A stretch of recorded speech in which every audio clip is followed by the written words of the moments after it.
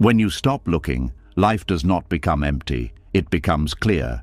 They told you to chase harder, search longer, hold tighter, and never rest until you find what is missing. But if searching was the answer, why do so many people feel lost, even while moving fast? Why do they keep finding new goals, new people, new dreams, and still feel hungry inside? Buddhist wisdom teaches that what you truly need is not always found by running after it. Sometimes it appears when the mind becomes quiet, when the hands stop gripping, and when the heart stops begging life to arrive on command. The moment you stop looking with fear, you begin to see what has been waiting quietly around you. Tonight, as you listen, something in you will begin to relax. The pressure to force life will loosen, the noise of wanting will grow softer, and you may finally understand this truth. When you stop looking, everything you need finds you, because you are no longer too restless to receive it. This is not about giving up on life. This is about becoming still enough for life to meet you. Are you ready? Let us begin. And now that you have seen how life begins to open when you stop chasing, something deeper starts to reveal itself. Because stopping is not just peaceful, it is uncomfortable. It exposes something most people spend their whole lives trying to avoid: the constant movement, the endless searching, the quiet pressure to find more. It is not harmless. It is doing something to you, slowly, silently, every single day. There is a cost to always looking, and most people never notice it. Something inside you is being pushed, pulled, stretched in ways that feel normal, but are not. And once you see it, you cannot unsee it.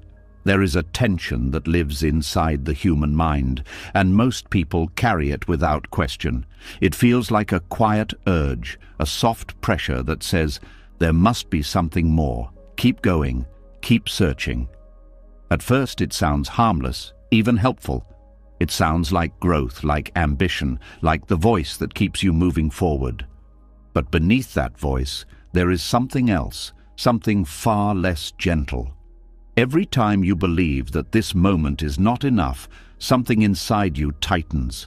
Every time you look at your life and say, not yet, not quite, not good enough, you create a small fracture between you and your experience. And the mind does this so often that it begins to feel normal, like breathing. You wake up, and before the day has even begun, your attention is already reaching into the future, trying to secure something that will finally make you feel complete. But what if that movement, that constant reaching, is not neutral? What if it is quietly violent? Not the kind of violence that leaves visible wounds, but the kind that wears you down over time. The kind that disconnects you from the simple, quiet stability that already exists beneath all your effort. When the mind is always searching, it never rests. It does not sit with what is here. It does not listen. It does not receive. It only scans, compares, evaluates. It treats every moment like a problem to solve instead of a reality to experience. And in doing so, it begins to miss everything that does not fit into its expectations. You could be sitting in a peaceful room, nothing wrong, nothing missing, and still feel uneasy. Not because something is actually wrong, but because the mind has trained itself to look for what is not there instead of what is. It becomes a habit of absence, a way of living that constantly highlights lack. And the strange part is, the more you follow that habit, the stronger it becomes. It is like scratching an itch that never heals.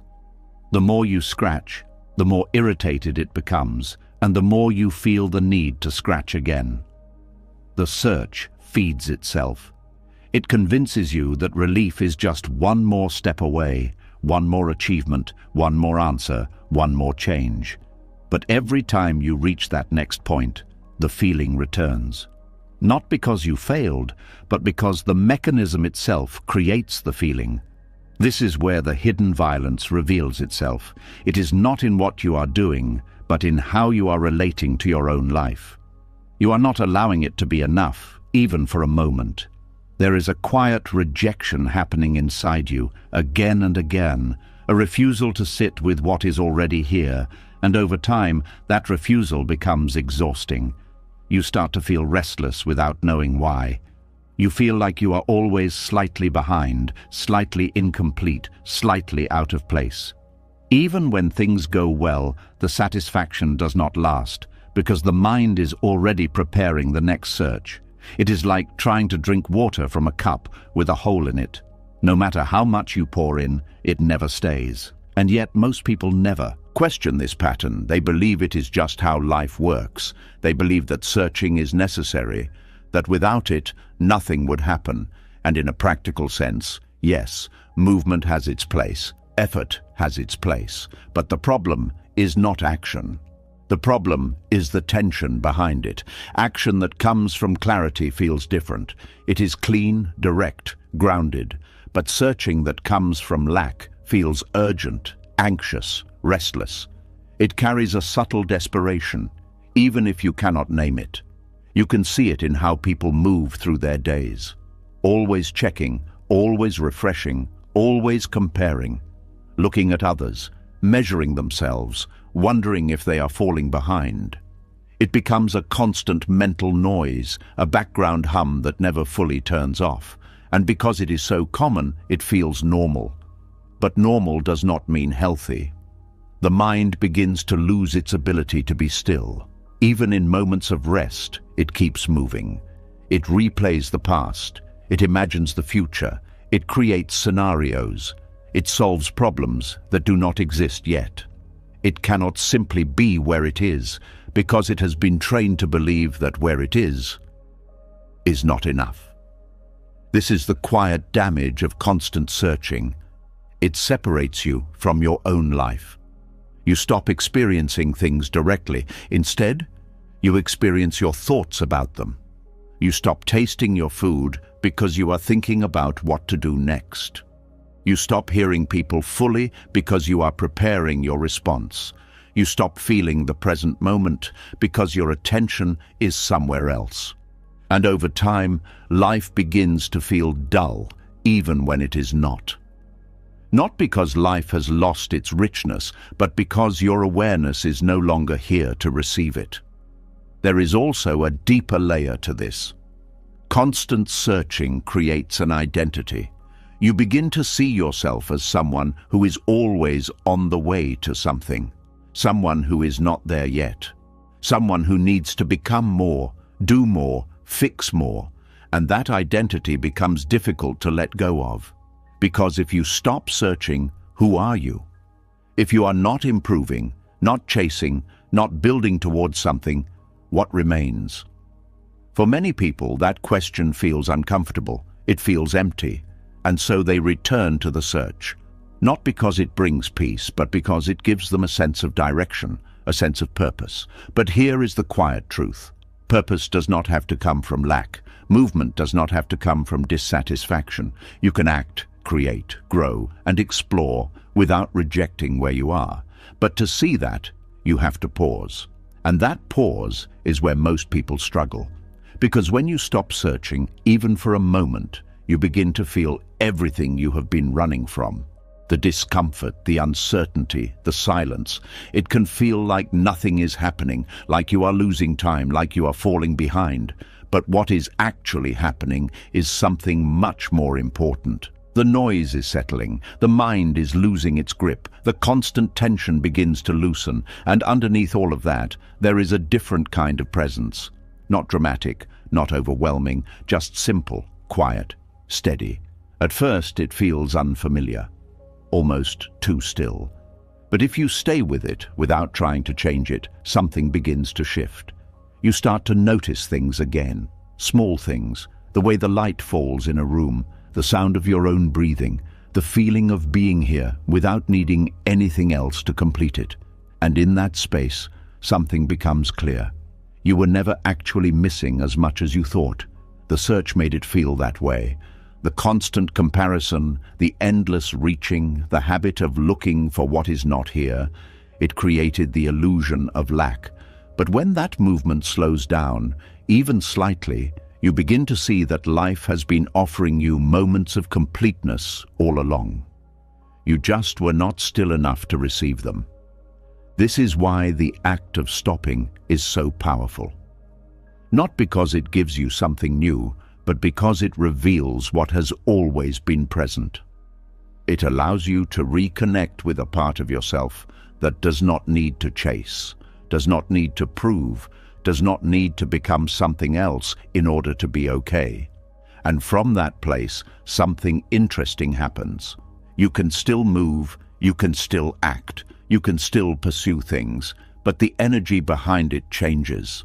It is no longer driven by urgency or fear. It becomes lighter, more natural, more aligned. You begin to do things because they feel right, not because you are trying to fill a gap. And life begins to respond differently. Not because the world has changed, but because your way of relating to it has. The hidden violence of constant searching starts to dissolve, and in its place, something much quieter begins to grow. A sense of enough, not as a concept, not as an idea you force yourself to believe, but as a direct experience, a feeling that, in this moment, nothing is missing. And from that feeling, everything changes. And once you begin to see the hidden violence of constant searching, another truth comes closer. You start to notice that even the things you call peaceful can become another form of pressure. Even the desire to be calm can turn into a chase. Even the wish to feel better can quietly become one more reason to feel broken. Because the mind is clever. It can turn anything into a race, even stillness. And this is where many people get trapped. They are no longer chasing money, approval, status, or attention. They are chasing peace, and because peace looks holy, quiet, and harmless, they do not notice that they are still running. But the soul knows, the body knows, the heart knows, because there is a kind of tiredness that comes from trying too hard to be okay. There is a strange pain in wanting peace so badly that you cannot relax until it comes. You sit in silence, but inside you are still begging. You close your eyes, but the mind is still checking. Am I calm yet? Is this working? Why do I still feel heavy? Why am I not healed by now? And suddenly, peace becomes another task on your list, another mountain to climb, another place where you feel you are failing. This is why chasing peace often pushes peace further away. Not because peace is hiding from you, but because the energy of chasing is the opposite of peace. Peace cannot grow in a mind that is squeezing itself. Peace cannot settle in a heart that is being forced to hurry. Peace cannot be held by hands that are clenched too tightly around the idea of having it. In Buddhist wisdom, this is one of the most delicate lessons. The thing you grasp becomes the thing you lose. The more you demand life to give you calm, the more disturbed you become. The more you fight your thoughts, the louder they seem. The more you reject your feelings, the heavier they become. It is like trying to smooth water with your hands. The more you touch it, the more ripples you create. Many people begin their spiritual journey because they are tired. They are tired of pain, tired of overthinking, tired of disappointment, tired of carrying emotions they do not know how to put down. So they come to meditation, prayer, silence, wisdom, books, teachings, and practices. And there is nothing wrong with that. Pain often brings people to the door of truth. But the mistake begins when they treat peace like a prize they must win. They sit down to meditate, but they are not really sitting. They are waiting for something to happen. They want the mind to become quiet quickly. They want the body to feel light. They want the sadness to disappear. They want the fear to leave like a guest who has overstayed. And when that does not happen, they become frustrated. They say, I tried to be peaceful, but it did not work. But peace is not a button. Peace is not a product. Peace is not a mood you can order and receive immediately. Peace is what becomes visible when you stop arguing with the moment. And that is difficult, because most people do not want peace as much as they want control. They say they want peace, but what they really want is for life to finally obey them. They want people to act the way they prefer. They want uncertainty to disappear. They want their emotions to become neat and predictable. They want the future to send a written guarantee that everything will be okay. But that is not peace. That is control wearing soft clothing. True peace is different. True peace does not mean life finally becomes easy. It means you stop adding extra suffering to what is already happening. It means you stop fighting the rain because you wanted sunshine. It means you stop turning every discomfort into a personal emergency. This does not make you weak. It makes you honest. Because life will not always match your plan. People will not always understand you. Your mind will not always be quiet. Your heart will not always feel light. Some days will be heavy for no clear reason. Some mornings will begin with a strange sadness. Some nights will bring old memories back, like visitors knocking at the door. If you believe peace means none of this should happen, you will suffer twice. First, from the pain itself. Then from the belief that the pain should not be there. This second suffering is where most people lose themselves. They do not only feel anxious, they become anxious about being anxious. They do not only feel sad, they become ashamed of being sad. They do not only feel restless, they start thinking something is wrong with them because they are not calm enough. And this creates a loop. The mind says, I must get rid of this feeling. The feeling becomes stronger. The mind says, why is it still here? The body tightens, the heart closes, and peace moves further away, not because it hates you, but because you are trying to enter peace by attacking yourself. Buddhist wisdom asks for a different approach. Instead of chasing peace, meet what is here, not dramatically, not perfectly, just honestly. If there is fear, notice fear. If there is sadness, notice sadness. If there is anger, notice anger. If there is restlessness, notice restlessness. Do not dress it up. Do not push it away. Do not pretend to be more spiritual than you are. The mind loves pretending. It can put on a calm face while inside it is wrestling with 10 wild animals. But the body is not fooled. The heart is not fooled. Real peace begins when pretending ends. There is something deeply relieving about saying, this is what is here right now. Not, this is who I am forever. Not, this means my life is broken.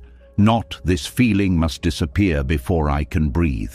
Just, this is what is here right now. That one sentence can soften the whole inner world. Because suddenly, you are no longer at war with your own experience. You are no longer turning the mind into a battlefield. You are no longer making your emotions prove that they deserve to exist. You are simply allowing life to be present in its current shape. And strangely, what is allowed often begins to change. Not always immediately, not because you forced it, but because resistance was feeding it. This is one of the quiet secrets of the inner life. Many emotions do not stay because they are powerful. They stay because we keep fighting them. We hold them in place with our rejection. We keep checking if they are gone. We keep asking why they came. We keep building stories around them. A small fear becomes a prophecy. A passing sadness becomes an identity. A moment of confusion becomes proof that we are lost. And the mind, being a storyteller, turns one cloud into a whole weather report. But when you stop chasing peace, you stop demanding that every cloud leave the sky. You begin to understand that the sky was never harmed by the cloud. The sky does not panic when storms pass through it. It does not say, I have failed because there is rain today. It simply holds it all. This is the kind of peace Buddhist wisdom points toward. Not a peace that depends on perfect conditions. A peace wide enough to include imperfect conditions. This is why stillness is not the same as numbness. Some people think peace means feeling nothing.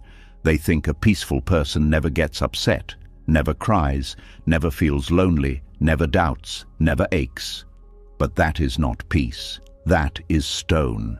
A peaceful heart is not a dead heart. It is a heart that has learned not to turn every feeling into a prison. You can feel pain and still not become the pain. You can feel fear and still not obey the fear. You can feel desire and still not be dragged by it. You can feel uncertainty and still not collapse before it. That is peace. It is not the absence of waves. It is the discovery that you are deeper than the waves. But if you chase peace as a feeling, you will always be disappointed, because feelings change. Today you may feel calm. Tomorrow you may feel disturbed. If your peace depends on feeling calm all the time, then your peace is very fragile. It will be broken by traffic, a rude message, a delayed payment, a bad memory, or someone looking at you the wrong way. That is not real freedom. Real freedom is when your peace does not need every moment to be pleasant. It can sit with discomfort without becoming cruel. It can face uncertainty without inventing disasters. It can hear criticism without losing its own center.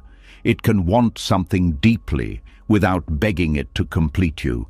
And this kind of peace does not come from chasing. It comes from intimacy with the present moment.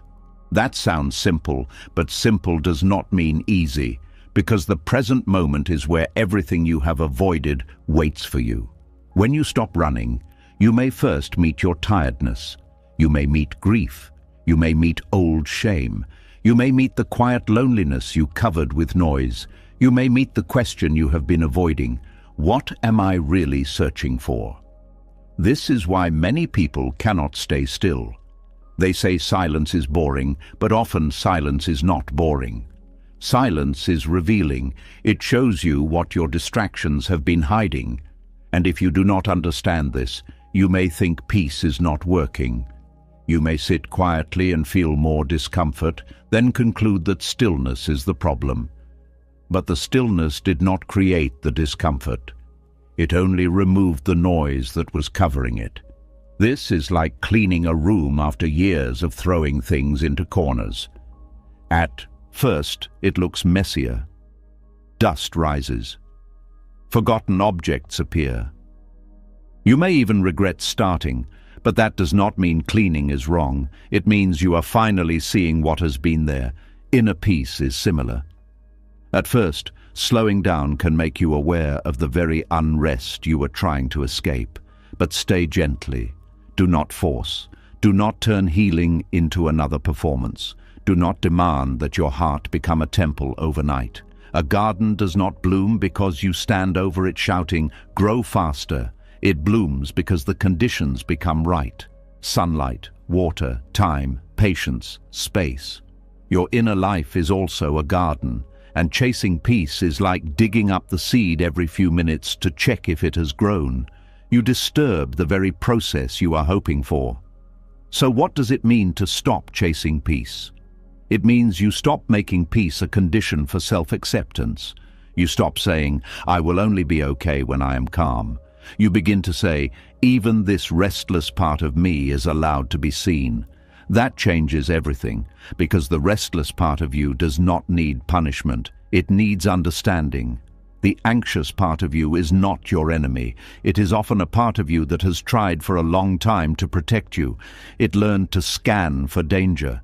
It learned to prepare for disappointment. It learned to hold tightly because somewhere along the way, letting go felt unsafe. So when you chase peace by attacking anxiety, you only create more fear inside yourself. But when you meet anxiety with compassion, something softens. You can say, "I see you. You are trying to protect me, but we do not have to run right now." This is not weakness. This is wisdom. The mind calms down more easily when it feels heard. The body relaxes more deeply when it feels safe. The heart opens more naturally when it is not being forced. And gradually, peace stops being something in front of you. It becomes something beneath you. A ground you return to again and again, even when life shakes. This is why Buddhist practice often begins with awareness, not control. Awareness does not say, Change this immediately. Awareness says, see this clearly. Because what you see clearly, you no longer have to carry blindly. When you see that you are chasing peace, you can smile gently at the pattern, not mock yourself, not shame yourself, just notice. Ah, the mind is trying to get somewhere again. The mind is trying to escape this moment again. That noticing is already a doorway. The moment you see the chase, you are no longer completely trapped inside it. You have created space, and space is where peace breathes. Without space, everything feels urgent. One thought fills the whole room. One fear becomes the whole truth. One disappointment becomes your entire future. But with space, things return to their real size. A thought is just a thought. A feeling is just a feeling. A delay is just a delay. A closed door is just a closed door. Not a punishment, not a prophecy, not proof that life has forgotten you. This is how peace begins to return, not with fireworks, not with a sudden magical silence, but with small moments of not believing every storm in your mind. You pause, you breathe, you notice. You let the moment be unfinished, and in that unfinished moment, you are still here. That is powerful, because so much of your suffering comes from believing you must solve everything before you can rest. But there will always be something unsolved, always. A bill, a decision, a memory, a person, a plan, a question, a dream, a fear. If you wait until all of life is settled before you allow yourself peace, you may wait your whole life. Buddhist wisdom does not ask you to wait for life to stop moving. It asks you to stop being dragged by every movement. There is a difference. You can still take action. You can still make decisions. You can still improve your life, but you do not have to do it from panic. You do not have to treat every moment as if your worth depends on the next result. When you stop chasing peace, your actions become cleaner. You answer the message because it needs answering, not because your anxiety is whipping you. You work because work matters, not because you are trying to outrun the fear of being nobody. You rest because the body needs rest, not because you have finally earned the right to be human. You love because love is alive in you, not because you are trying to force someone to rescue you from yourself. This is the quiet maturity of peace. It stops being a mood you chase and becomes a way you move. And this kind of peace is humble. It does not announce itself loudly. It may look ordinary from the outside. You still wash dishes. You still pay bills. You still sit in traffic. You still deal with people who test your patience like they were sent by a secret committee. But inside, something is different. You are not fighting every moment anymore.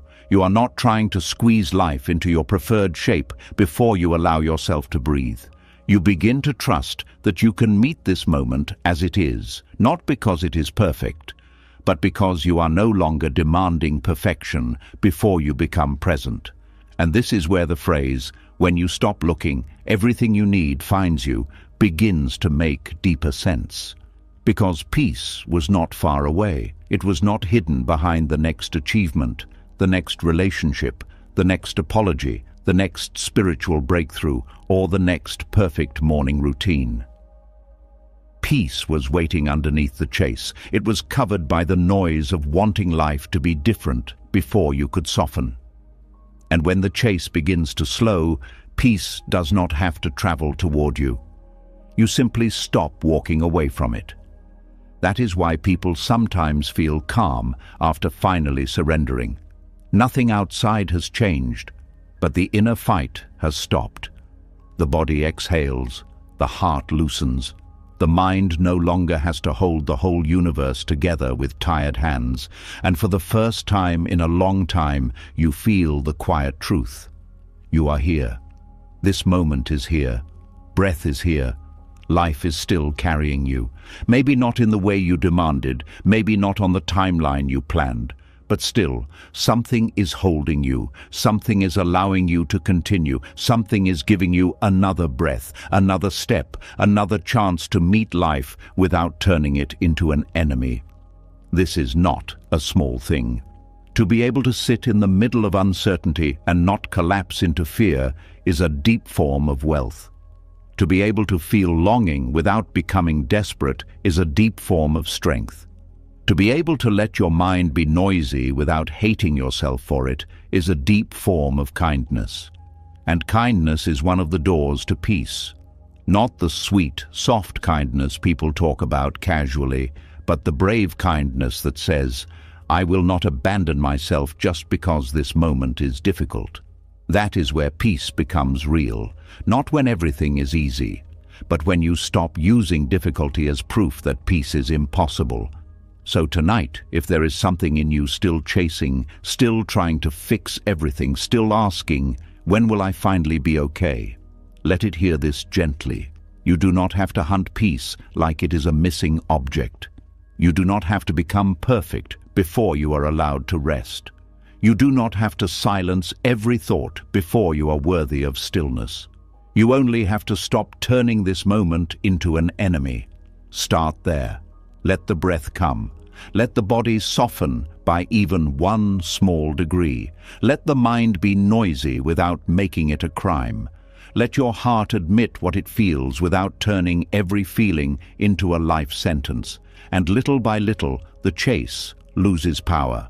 The distance between you and peace becomes smaller, not because you finally caught it, but because you stopped running past it. And as this understanding settles, another doorway opens. Because if peace does not come from chasing, then maybe fulfillment does not come from more either. Maybe the mind must learn something it has resisted for a long time. Maybe before life changes, before the dream arrives, before the answer appears, there is one word the heart must understand: enough. And as the chase begins to loosen, something unfamiliar starts to appear. Not excitement, not achievement, not the rush of getting something new, something quieter, something most people avoid without even knowing it. Because once you stop running, one question slowly rises to the surface. What if this moment is already enough? And that question can feel uncomfortable, almost dangerous, because if this is enough, then what have you been chasing all this time?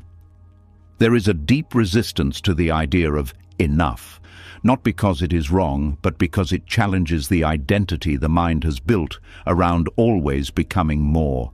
It quietly removes the urgency that has been driving your decisions, your habits, your thoughts. And without that urgency, the mind feels like it is losing something important. But what it is really losing is the illusion that peace lives somewhere else. There is a kind of emptiness people feel when they first encounter the idea of enough. It does not feel like peace immediately. It can feel like a pause with no direction, like standing still when you are used to moving, like sitting in silence when you are used to noise. The mind begins to whisper, "If I accept this as enough, will I stop growing? Will I become lazy? Will I miss out on something better?" These questions are not random. They come from years of conditioning. From a world that has taught you that satisfaction is dangerous, that contentment is weakness, that stopping is failure. You have been trained to believe that you must always be reaching for something just beyond your grasp.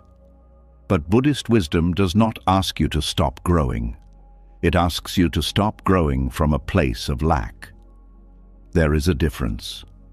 Growing from lack feels like you are trying to fill a hole inside yourself. No matter how much you add, the hole still feels open. You achieve something, and for a moment, it feels good. Then the feeling fades, and the mind looks for the next thing. You improve yourself, but you still feel incomplete. You reach one level, then immediately compare yourself to a higher one. This kind of growth never rests, but growing from enough feels different. It is not driven by fear. It is not driven by comparison. It is not driven by the need to prove something. It comes from a quiet sense of stability, a feeling that even as you move forward, you are not trying to escape where you are. You can build a life from peace instead of from pressure, And this is where the real meaning of enough begins to reveal itself. Enough does not mean everything is perfect. Enough does not mean there is nothing left to do. Enough does not mean you stop caring about your future. Enough means that, in this moment, you are not lacking as a person. It means you are not incomplete in your existence. It means you do not need to become someone else before you are allowed to feel at ease.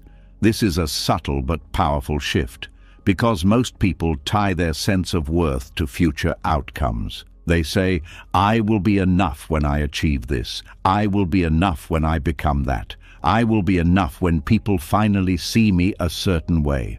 And so their peace is always postponed. It is always waiting, waiting for the next milestone, the next approval, the next confirmation. But that waiting creates tension. It turns life into a test you feel you are constantly taking. It turns every moment into preparation instead of experience. You wake up not to live, but to fix, improve, optimize, and secure. And slowly, you lose touch with the simple fact that being alive right now is not something you have to earn. It is already given. The Buddhist idea of enough brings you back to this. It reminds you that your value is not created by your progress. Your value is not measured by your productivity. Your value is not determined by how much you have figured out. You are already here, and that is not a small thing. There is a quiet dignity in accepting that, not loudly, not as a statement to impress others, but as a private understanding, a soft realization that you can sit with yourself without constantly trying to change yourself, that you can exist without performing, that you can breathe without needing to prove anything. At first, this feels unfamiliar, because the mind is used to evaluating everything. It wants to know, is this enough? Am I doing enough? Should I be doing more? But the question begins to soften when you stop feeding it. Instead of answering the mind with more plans, more goals, more pressure, you begin to respond with presence. You return to the body. You notice your breath. You feel your feet on the ground. You hear the sounds around you. And for a moment, the need to measure fades. This is where enough begins to be felt, not just understood. It is not an idea you force yourself to believe.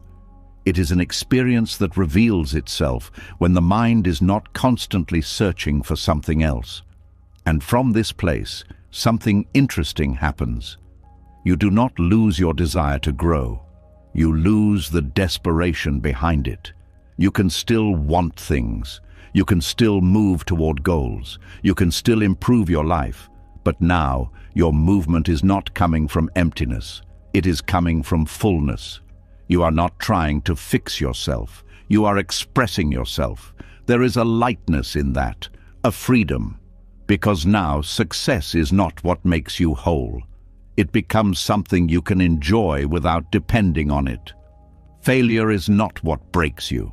It becomes something you can learn from without losing yourself in it. People's opinions are not what define you. They become something you can listen to without being controlled by them. Life stops being a constant negotiation for your worth. And this changes how you see everything. Even simple things begin to feel different. A quiet morning no longer feels empty. It feels peaceful. A simple meal no longer feels lacking. It feels enough. A conversation no longer feels like something to impress through. It becomes something to be present in. You begin to notice how much of your life was overlooked because it did not feel like enough before. Moments that were already complete were dismissed because they were not exciting enough, not impressive enough, not productive enough. But now there is a shift. You start to see value in what is ordinary. Not because you are lowering your standards, but because you are removing the constant filter of comparison. And when comparison fades, life becomes richer, because it is no longer competing with an imagined version of how it should be. It is allowed to be what it is. This is one of the deepest teachings behind enough. It is not about reducing your life. It is about seeing your life clearly, without distortion, without constant judgment, without the need to upgrade every experience before you can appreciate it. There is also a deep trust that begins to grow when you live from enough. A trust that you are not falling behind. A trust that your path is unfolding in its own way. A trust that not everything needs to be rushed. This does not mean you become passive. It means you stop forcing things that are not ready. You stop chasing people who are not aligned. You stop trying to control outcomes that are not in your hands. You begin to work with life instead of against it. And life feels different when you are not constantly pushing it. It feels more responsive, more open, more fluid. You begin to see opportunities you missed before, not because they were hidden, but because your attention was too busy looking elsewhere. You begin to meet people without trying to extract something from them. And because of that, connections become more genuine. You begin to act without the heavy weight of expectation.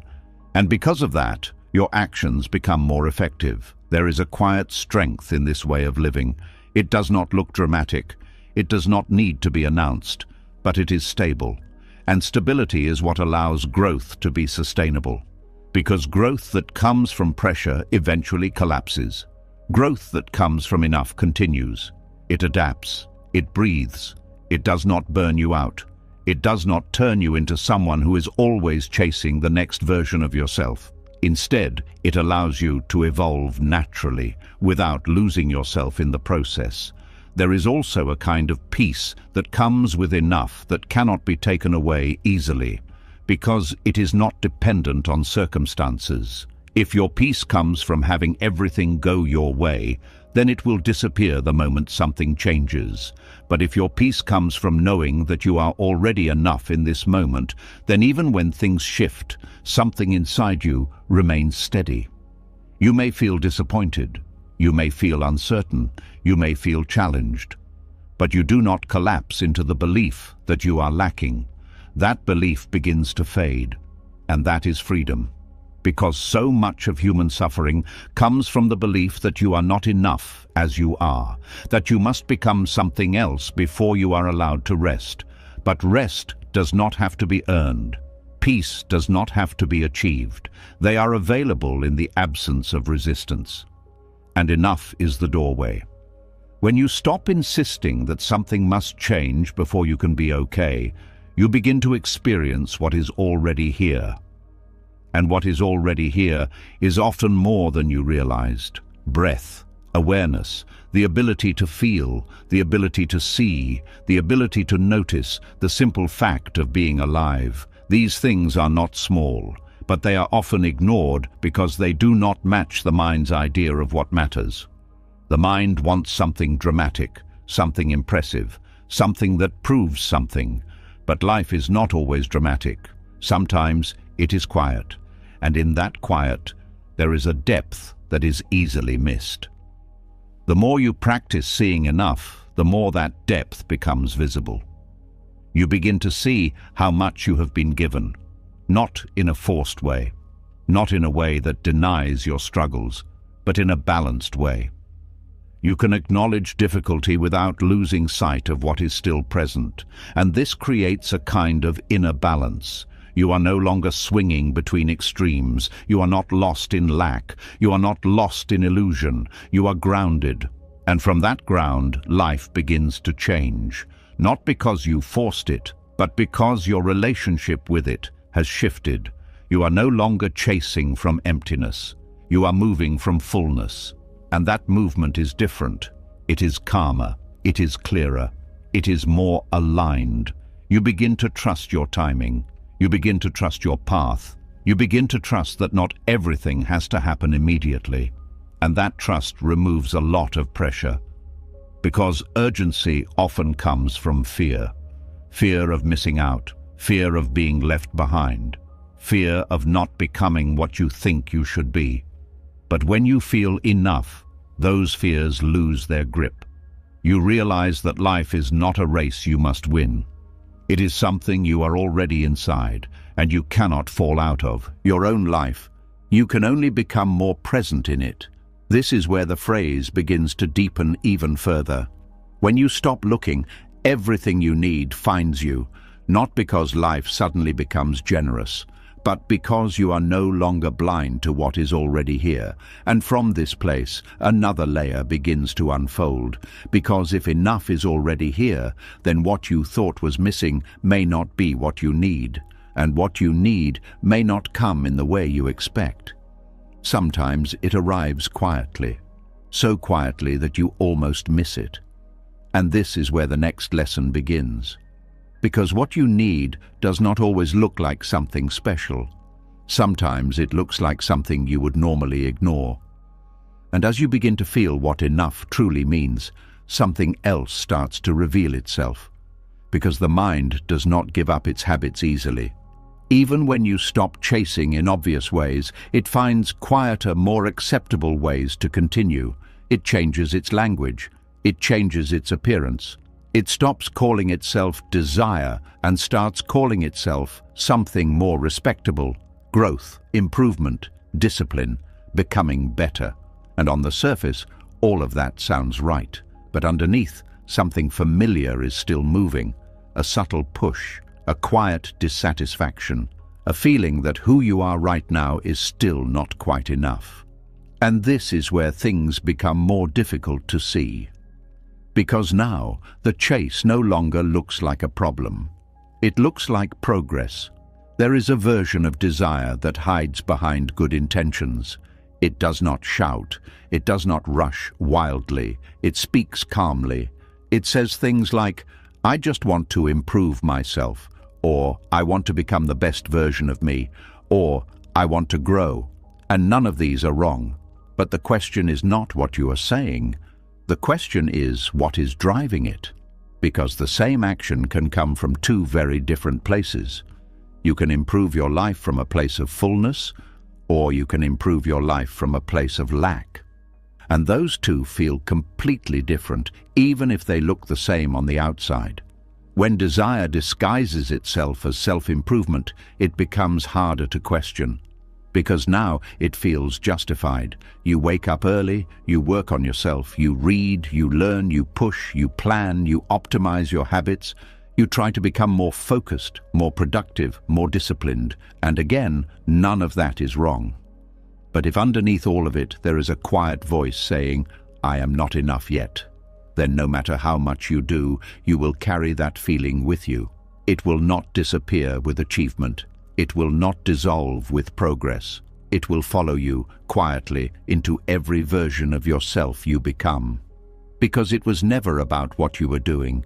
It was about how you were seeing yourself. This is why some people achieve so much and still feel restless. They improve their bodies but still feel insecure. They improve their finances but still feel anxious. They improve their knowledge but still feel incomplete. They are always becoming something new but never arriving, because the movement was never grounded in acceptance. It was grounded in rejection. Rejection of the present self, rejection of the current state, rejection of what is. And when self-improvement grows out of rejection, it becomes endless. There is always something to fix, always something to upgrade, always something to correct. And the mind begins to build an identity around this. I am someone who is always improving. At first that sounds powerful, but over time it can become exhausting. Because if you are always improving, you're never resting. If you are always fixing, you are never allowing. If you are always becoming, you are never being. And this creates a subtle tension in your life. Even your rest becomes part of improvement. You do not rest because you feel like resting. You rest because it will make you more productive later. Even your peace becomes a strategy. Even your stillness becomes a tool. And slowly, everything you do becomes connected to becoming someone else. This is how desire hides. It no longer looks like craving, it looks like purpose. But if you look closely, you can feel the pressure behind it. A pressure that says, keep going, do more, be better, you are not there yet. And that pressure never says, you are enough now. Because if it did, the whole structure would begin to fall apart. This is not a call to stop improving your life. It is a call to see clearly where your improvement is coming from, because there is a kind of growth that is gentle, a kind of growth that does not punish you, a kind of growth that does not whisper that you are lacking. This kind of growth begins from acceptance, from enough. It says, I am already whole, and from this wholeness I can expand. Not, I am broken and I must fix myself before I deserve peace. The difference is subtle, but it changes everything. When growth comes from enough, it feels lighter. There is curiosity instead of pressure. There is interest instead of fear. You explore new skills because they feel alive, not because you are trying to escape who you are. You build your life because it feels meaningful, not because you are trying to prove your worth. And when things do not go as planned, you do not collapse, because your value was never tied to the outcome. But when desire hides inside self-improvement, failure becomes heavy, because it feels like confirmation. Confirmation that you are still not enough, confirmation that you need to try harder. And so the cycle continues. More effort, more pressure, more expectation, less peace. There is also another layer to this. Desire disguised as self-improvement often creates comparison. You begin to measure yourself constantly, where you are, where others are, how far you have come, how far you still need to go. And comparison keeps the mind busy. It keeps it looking outward instead of inward. It keeps it focused on distance instead of presence. And the more you compare, the more you feel behind, even when you are doing well, even when you are progressing, because there is always someone ahead, always someone doing more, always someone appearing more complete. And the mind uses that as fuel. Fuel to keep pushing, fuel to keep searching, fuel to avoid settling into enough. But this kind of movement has a cost. It disconnects you from your own pace. It disconnects you from your own path. It makes you forget that your life is not meant to look like someone else's. And more importantly, it keeps you from experiencing what is already here. Because your attention is always on what is next, what is missing, what needs to be improved. This is how even a good path can become a restless one. Even a meaningful journey can become heavy, because the heart is no longer in it. Only the pressure remains. And this pressure can become so normal that you stop noticing it.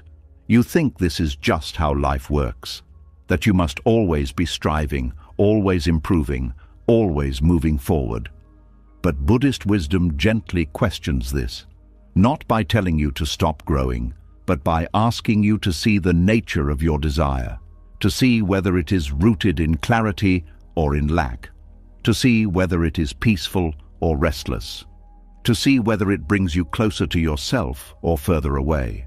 Because not all desire is harmful. There is a natural movement in life, a natural unfolding, a natural curiosity. But when desire is mixed with identity, it becomes heavy, it becomes personal, it becomes something you depend on. You no longer want something, you need it to feel okay, and that is where suffering begins. Because anything you depend on for your sense of completeness becomes fragile. If it comes, you feel relief. If it does not, you feel pain, and so your peace becomes conditional, always waiting, always tied to outcomes, always uncertain. This is why desire, when misunderstood, creates instability.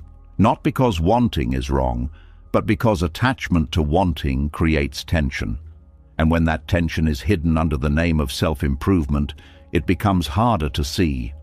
It becomes something you protect, something you defend, something you believe you need. But the truth is, you do not need pressure to grow. You do not need dissatisfaction to move forward.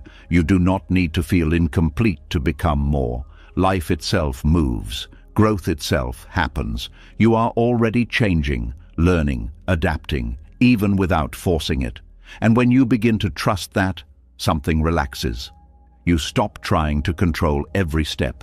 You stop trying to predict every outcome. You stop trying to shape yourself into something acceptable. and instead you begin to allow your life to unfold. This does not mean you sit still and do nothing. It means your action comes from a different place. A place that is not trying to escape, a place that is not trying to prove, a place that is not trying to fix, a place that is simply responding to life as it is.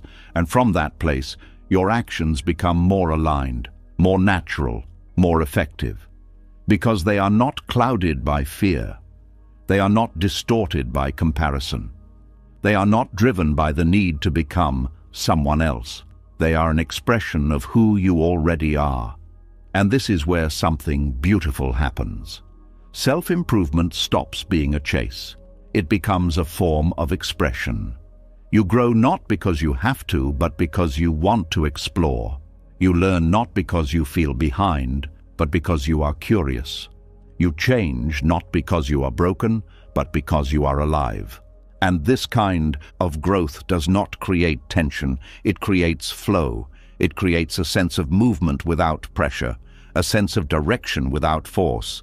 And in that space, desire loses its disguise. You begin to see it clearly, not as an enemy, not as something to destroy, but as something to understand. You begin to notice when it becomes tight, when it becomes urgent, when it becomes heavy, and instead of following it blindly, you pause. You ask, is this coming from enough or from lack? And that question alone creates awareness. It gives you choice. It allows you to step out of patterns that once felt automatic, and slowly the relationship with desire changes.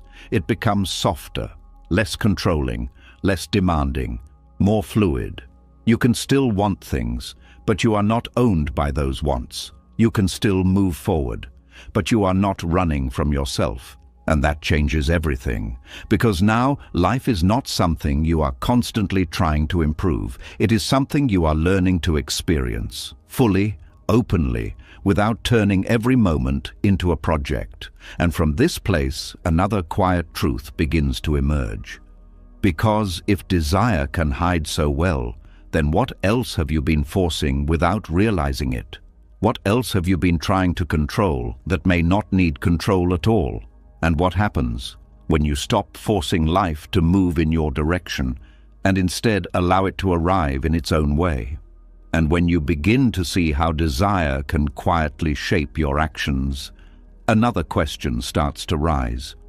What if not everything in your life needs to be pushed? What if some of the most important things you've been waiting for were never meant to be forced? There is a kind of strength that does not shout, does not rush, does not demand.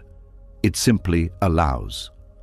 And at first, that can feel unfamiliar, because you have been taught that effort is everything, that if you are not pushing, you are falling behind, that if you are not controlling, things will fall apart. But what if there is another way of moving through life? A way that does not come from pressure, but from trust.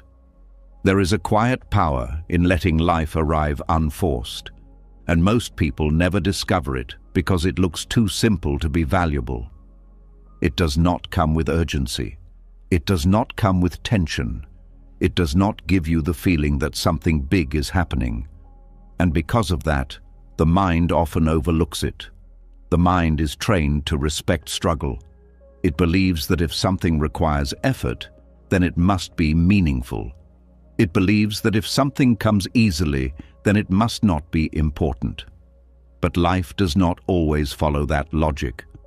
Some of the most meaningful moments arrive quietly, without announcement, without preparation, without force. They enter your life when there is space for them, and space only appears when you are not constantly trying to control everything. This is difficult to accept because control feels safe. When you control, you feel like you are managing life. You feel like you are directing outcomes. You feel like you are protecting yourself from uncertainty. But control has a hidden cost. It creates tension. It keeps the mind alert, tight and watchful, always adjusting, always checking, always correcting. And that tension makes it hard for anything natural to emerge. It is like trying to hold water in your hands by squeezing it. The tighter you grip, the less you hold. Letting life arrive unforced is not about doing nothing. It is about removing unnecessary force from what you are doing. It is about acting without tightening. It is about moving without pushing. It is about allowing things to unfold instead of trying to drag them into place. This does not mean you stop making decisions. It does not mean you stop working toward what matters to you. It means your actions are no longer filled with resistance. You begin to notice how much of your effort was not coming from clarity, but from fear. Fear of things not happening fast enough. Fear of missing an opportunity. Fear of being left behind. Fear of things going wrong. And because of that fear, you push harder. You try to secure outcomes. You try to control timing. You try to shape people and situations to fit your expectations. But life does not respond well to force. People do not open under pressure. Opportunities do not appear when you are tense and closed. Moments do not reveal themselves when you are too busy trying to get somewhere else. This is why letting life arrive unforced is powerful. It creates openness, and openness allows things to move toward you. Not because you made them happen, but because you are no longer blocking them. There is a difference between effort and force. Effort is natural. It flows. It responds to what is needed. Force is rigid. It resists what is happening. It tries to override reality. And when you operate from force, you are constantly fighting against something. Time, people, circumstances, even yourself. But when you move from effort without force, things feel different. You still act. You still engage. But there is less struggle inside your actions. You are not trying to bend everything to your will. You are working with what is available, and that creates a different kind of effectiveness. Because now you are not wasting energy on resistance. You are using your energy on what can actually move. There is also a deeper trust that begins to develop when you let life arrive unforced. A trust that things can unfold without constant interference. A trust that not everything needs to be managed. A trust that life has its own intelligence. This does not mean life will always give you what you want. But it does mean you are not fighting it every step of the way. And that changes your experience completely, because when you stop forcing, you start noticing. You notice the small shifts, the subtle opportunities, the natural timing of things. You begin to see that some things only appear when you are ready to receive them, not when you demand them. This is especially true in relationships. You cannot force connection. You cannot force understanding. You cannot force someone to see you in a certain way. You can try, you can push, you can explain, you can convince. But the more you force, the more resistance you create. Real connection happens when there is space, when people feel safe, when there is no pressure to be something other than what they are. And that space cannot exist when you are trying to control the outcome. The same applies to your inner life. You cannot force clarity. You cannot force healing. You cannot force the mind to become quiet. You can create conditions. You can sit. You can breathe. You can observe. But the actual shift happens when the pressure is removed, when you stop demanding that things change on your timeline and allow them to move at their own pace. This is one of the hardest lessons to accept, because it requires patience. It requires surrender. It requires letting go of the illusion that you can control everything, but it also brings a deep kind of relief. Because when you stop forcing, you are no longer carrying the weight of trying to manage the entire flow of your life. You are participating in it, not controlling it. And that participation feels lighter. There is also a kind of clarity that emerges when you stop forcing, because force often clouds your judgment. It makes you act from urgency instead of understanding. It makes you choose quickly instead of wisely. It makes you react instead of respond. But when you are not forcing, you can see more clearly. You can feel what is right. You can sense what is aligned. You can notice when something is not meant for you without trying to hold on to it anyway. And this saves you a lot of unnecessary struggle, because not everything is meant to be chased. Not everything is meant to be held. Not everything is meant to be forced into your life. Some things only make sense when they arrive naturally. And when you try to force them, they lose their meaning. They become heavy. They become complicated. They become something you have to maintain instead of something that supports you. Letting life arrive unforced also changes your relationship with time. You are no longer rushing constantly. You are no longer feeling like you are behind. You begin to understand that life is not a race to complete. It is a process to experience, and processes have their own rhythm, their own pace, their own unfolding. When you respect that pace, things feel smoother, not always easier, but more natural, less forced, less strained, more aligned. There is also a deeper level to this. When you stop forcing life, you begin to see how much of your suffering came from resisting what already is, not just chasing what is not there, but pushing against what is already present. Situations you do not like, emotions you do not want, circumstances you wish were different. And the more you resist, the more tension you create. But when you allow things to be as they are, without immediately trying to change them, something shifts. You are no longer adding extra weight to the situation. You are no longer turning discomfort into struggle. You are simply meeting what is there. And from that place, change becomes possible.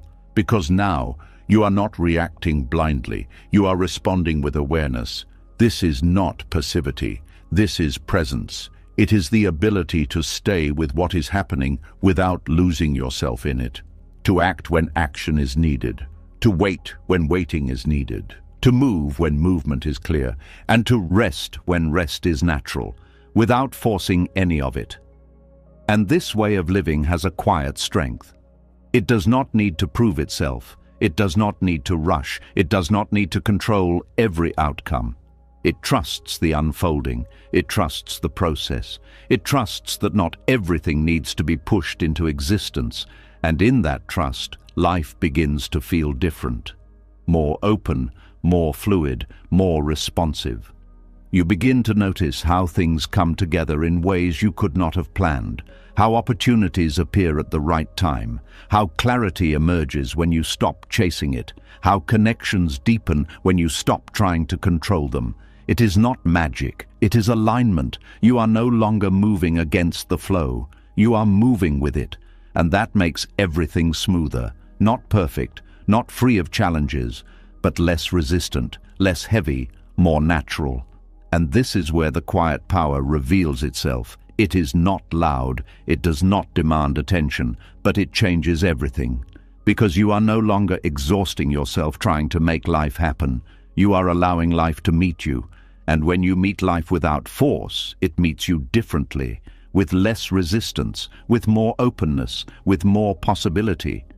And as this begins to settle, another layer of understanding appears. Because when you stop forcing, you also begin to notice something else. Something that was always there, but hidden by your constant effort. The small, quiet gifts that life offers, the simple moments, the subtle opportunities, the things that do not look important at first glance, and yet they carry something essential. Because while you were busy searching for something bigger, you may have been missing what was already enough. And as you begin to stop forcing life, something subtle starts to come into view. You notice that life has been offering you small things all along. Quiet moments, simple connections, gentle opportunities. But there is a reason they often go unnoticed. Because the mind has been trained to look for something bigger, something louder, something more impressive, something that feels like it will finally change everything.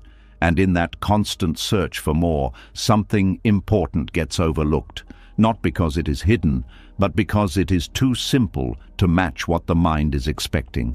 There is a quiet blindness that happens when the mind is always hunting for something greater. It is not a physical blindness.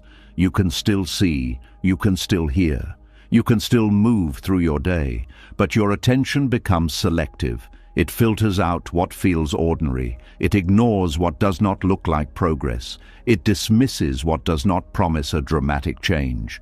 And because of that, it begins to miss what is already meaningful. This is how life can feel empty even when it is full. Not because there is nothing there, but because the mind has decided that what is there is not enough. This pattern begins early. You are taught to aim higher, to want more, to never settle, to keep improving. And again, these ideas are not wrong. But when they become the only way you relate to life, they create a narrow view. You begin to believe that value only exists in what is bigger, that fulfillment only comes from what is next, that happiness must be earned through something significant.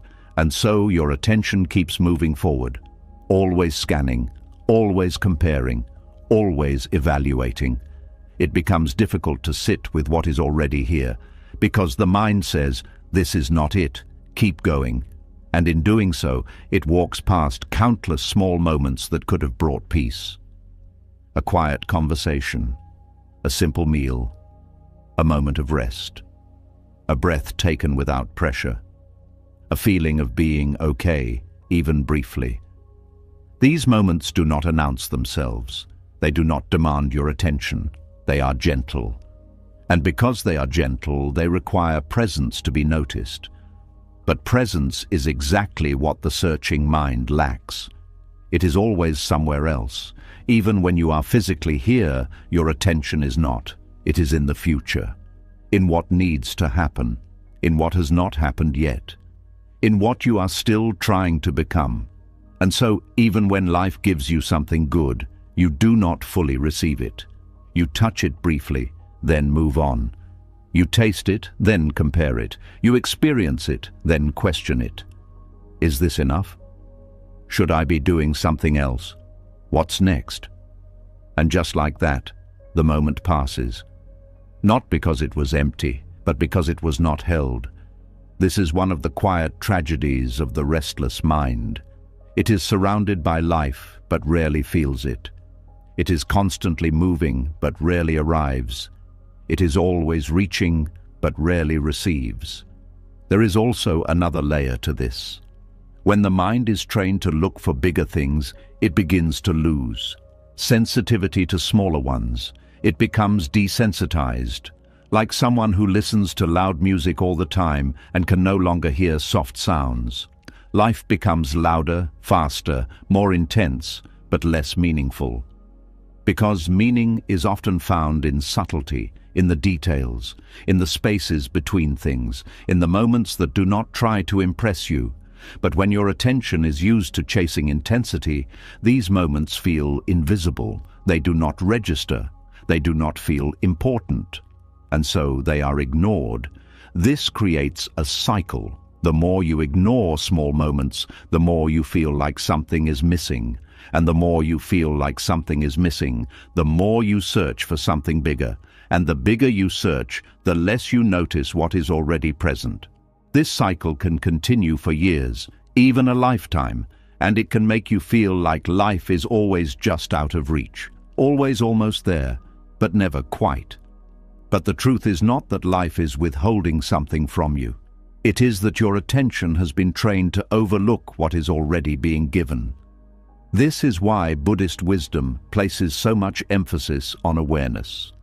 Not as a concept, but as a practice, a returning, a coming back to what is actually happening, to what is already here, without trying to make it something else. When you begin to slow down, even slightly, something shifts. Your attention becomes softer, less focused on the future, less driven by comparison. And in that softness, you begin to notice more. Things you missed before, the way your body feels when it is not tense, the way silence feels when it is not filled with noise, the way a simple moment can hold a quiet sense of completeness. At first, these things may seem small, almost too small to matter, but over time, they begin to accumulate. They begin to change how you experience your life, because now you are not waiting for something big to happen before you allow yourself to feel okay. You are finding small moments of okay within your day. And those moments build. They create a different rhythm, a different relationship with life. One that is not dependent on constant change, one that does not need everything to be perfect before it can be appreciated. There is also a kind of gratitude that begins to emerge naturally, not forced, not practiced as a task, but felt, because when you begin to notice what is already here, you cannot help but see that there is more than you thought, not in a dramatic sense, but in a real, grounded way. There is breath, there is awareness, there is the ability to feel, there is the ability to notice. There are moments of connection, even if brief. There are spaces of rest, even if small. And these things begin to matter, not because someone told you they should, but because you are actually experiencing them.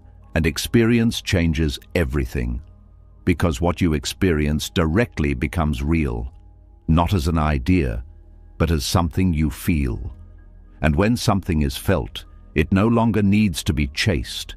It is already here. This is how the mind begins to shift, slowly, gently, not by force, but by exposure, by seeing what was previously overlooked. And as this happens, the need to constantly search begins to lose its intensity. Not completely at first, but enough to create space, enough to allow moments of stillness, enough to experience life without immediately turning it into something else.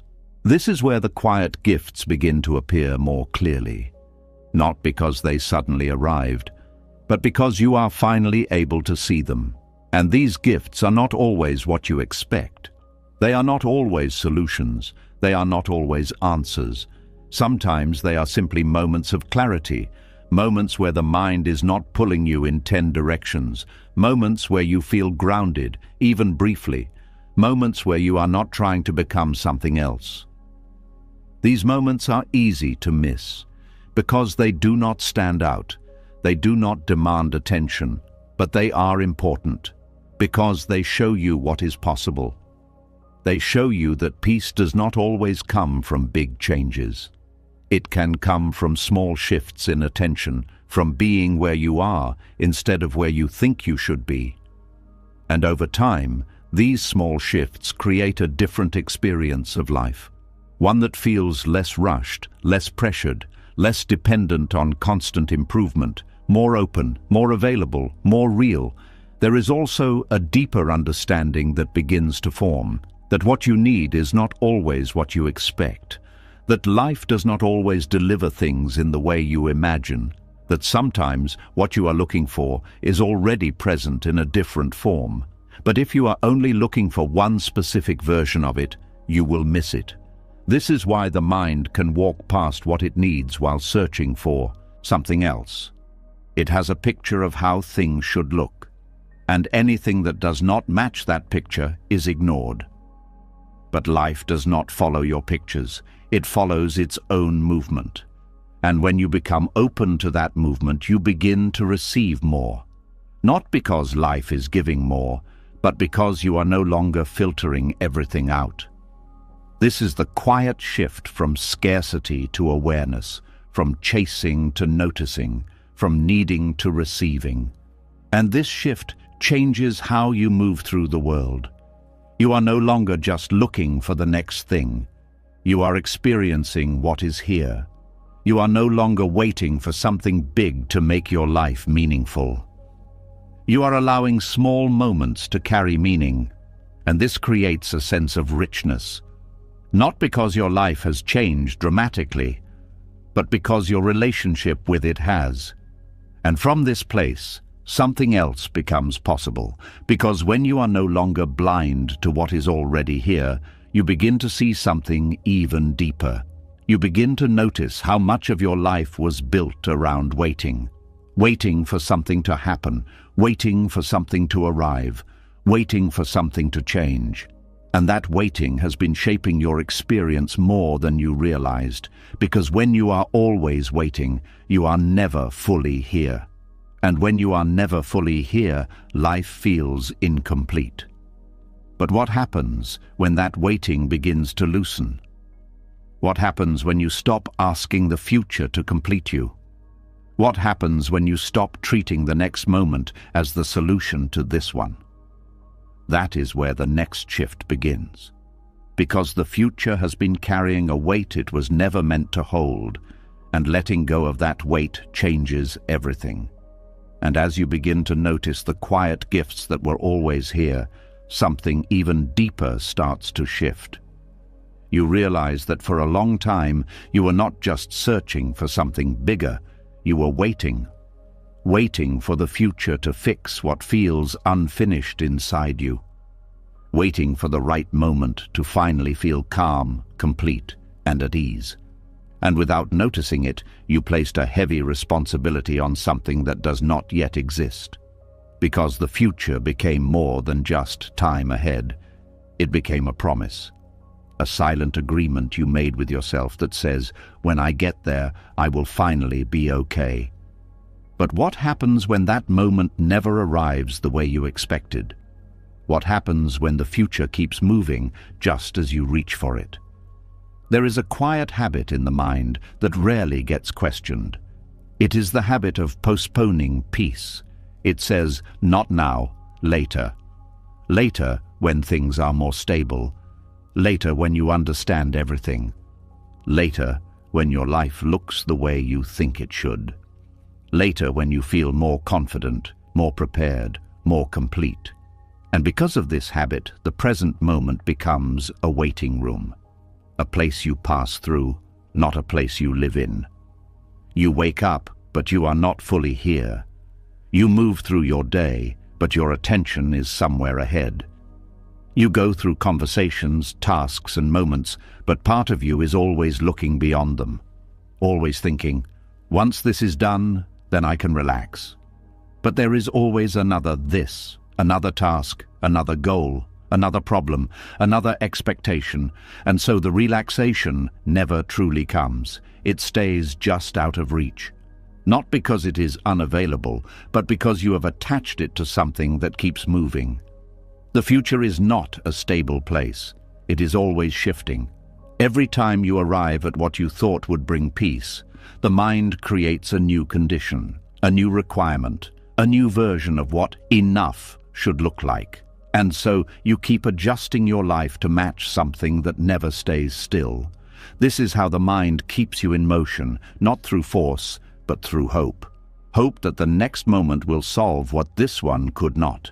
Hope that the next achievement will remove the discomfort you feel now. Hope that the next version of yourself will finally feel complete. But this kind of hope has a hidden cost. It disconnects you from the only place where life is actually happening. Here, now. Because as long as you believe the future will save you, the present will never feel like enough. It will always feel like preparation, like something you must get through before you can finally arrive, and this creates a subtle form of suffering, not loud, not dramatic, but constant. A quiet dissatisfaction that follows you from moment to moment. Even when things are good, even when nothing is wrong, there is still a sense that something is missing, that something is not quite right yet. And that feeling is not coming from your life. It is coming from the belief that your life is not complete until something else happens. This is the moment that needs to be seen clearly. The moment where you realize that the future cannot carry what you have placed on it. It cannot hold your peace. It cannot hold your worth. It cannot hold your sense of completeness, because the future is not something you can experience. It is something you imagine, and imagination, while powerful, is not a stable foundation for peace. When you begin to see this, something begins to loosen. Not suddenly, not dramatically, but gently. You start to question the habit of waiting. You start to notice how often you say, once this happens, then I will be okay. And you begin to ask, why not now? Not in a forced way, not as a demand, but as an honest question. What is preventing you from feeling okay in this moment? Not from having everything solved, but from allowing yourself to rest, even briefly. Often the answer is not what you think. It is not the external situation, it is not the lack of something, it is the resistance. The belief that this moment is not enough, the refusal to be with what is here. And when that resistance softens, even slightly, something changes. You begin to feel a small sense of relief, not because everything is fixed, but because you are no longer pushing against reality. You are no longer demanding that life be different before you allow yourself to breathe. And that breath becomes important because it is real, it is here, it is not in the future, it does not depend on conditions, it is simply happening. And when you return to something as simple as your breath, you begin to anchor yourself in the present, not as an idea, but as an experience. You begin to feel your body, your surroundings, the fact that you are here, alive, aware, and in that awareness, something becomes clear. You do not need the future to exist. You do not need the future to breathe. You do not need the future to feel this moment. And while this does not solve everything, it changes your relationship with everything. Because now, you are not placing all your hope in something that is not here. You are beginning to find stability in what is. This does not mean you stop planning. It does not mean you stop caring about your future. It means you stop using the future as an escape from the present. You stop treating it as the place where your life will finally begin. Because your life is already happening, right now, in ways that are easy to overlook. And when you stop begging the future to save you, you begin to reclaim the present. You begin to see that this moment, even with its imperfections, is not something to run from. It is something to meet, to experience, to be in. And from that place, your actions become different. You still move forward, you still make decisions, you still build your life. But now, you are not doing it from desperation. You are not trying to escape your current state. You are responding to it. You are working with it, and that changes the quality of your actions. They become more grounded, more clear, more aligned, because they are not being rushed by the need to fix everything immediately. There is also a deeper sense of patience that begins to grow. Not the kind of patience that feels forced or passive, but a natural patience that comes from understanding that not everything needs to happen right now. You begin to trust timing, not blindly, but with awareness. You see that some things unfold when the conditions are right, not when you push them, and this reduces a lot of inner pressure, because you are no longer trying to control every outcome. You are allowing things to develop at their own pace, in their own way. This does not mean you become indifferent. It means you become balanced. You care, but you are not consumed. You act, but you are not attached to immediate results.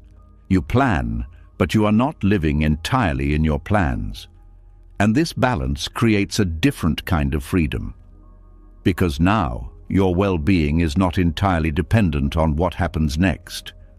It is rooted in your ability to be present, to meet life as it is, to respond without losing yourself. And this is where something important happens. The future loses its power over you, not because it disappears, but because you are no longer using it as your only source of hope. You begin to see that hope can exist in the present, in small ways, in subtle ways, in the simple act of being here, without needing everything to be perfect. And this kind of hope is stable, because it is not based on expectation. It is based on awareness. You are not hoping that something will finally make you whole. You are recognizing that you are already here, already alive, already capable of experiencing this moment. And that recognition is enough to create a sense of grounding. From that ground, everything changes. Your relationship with time becomes softer. You are not rushing through your days. You are not constantly checking what comes next. You are not measuring your life only by what you achieve. You begin to value what is happening now, even if it is simple, even if it is quiet, even if it is not what you expected. And this changes how life feels.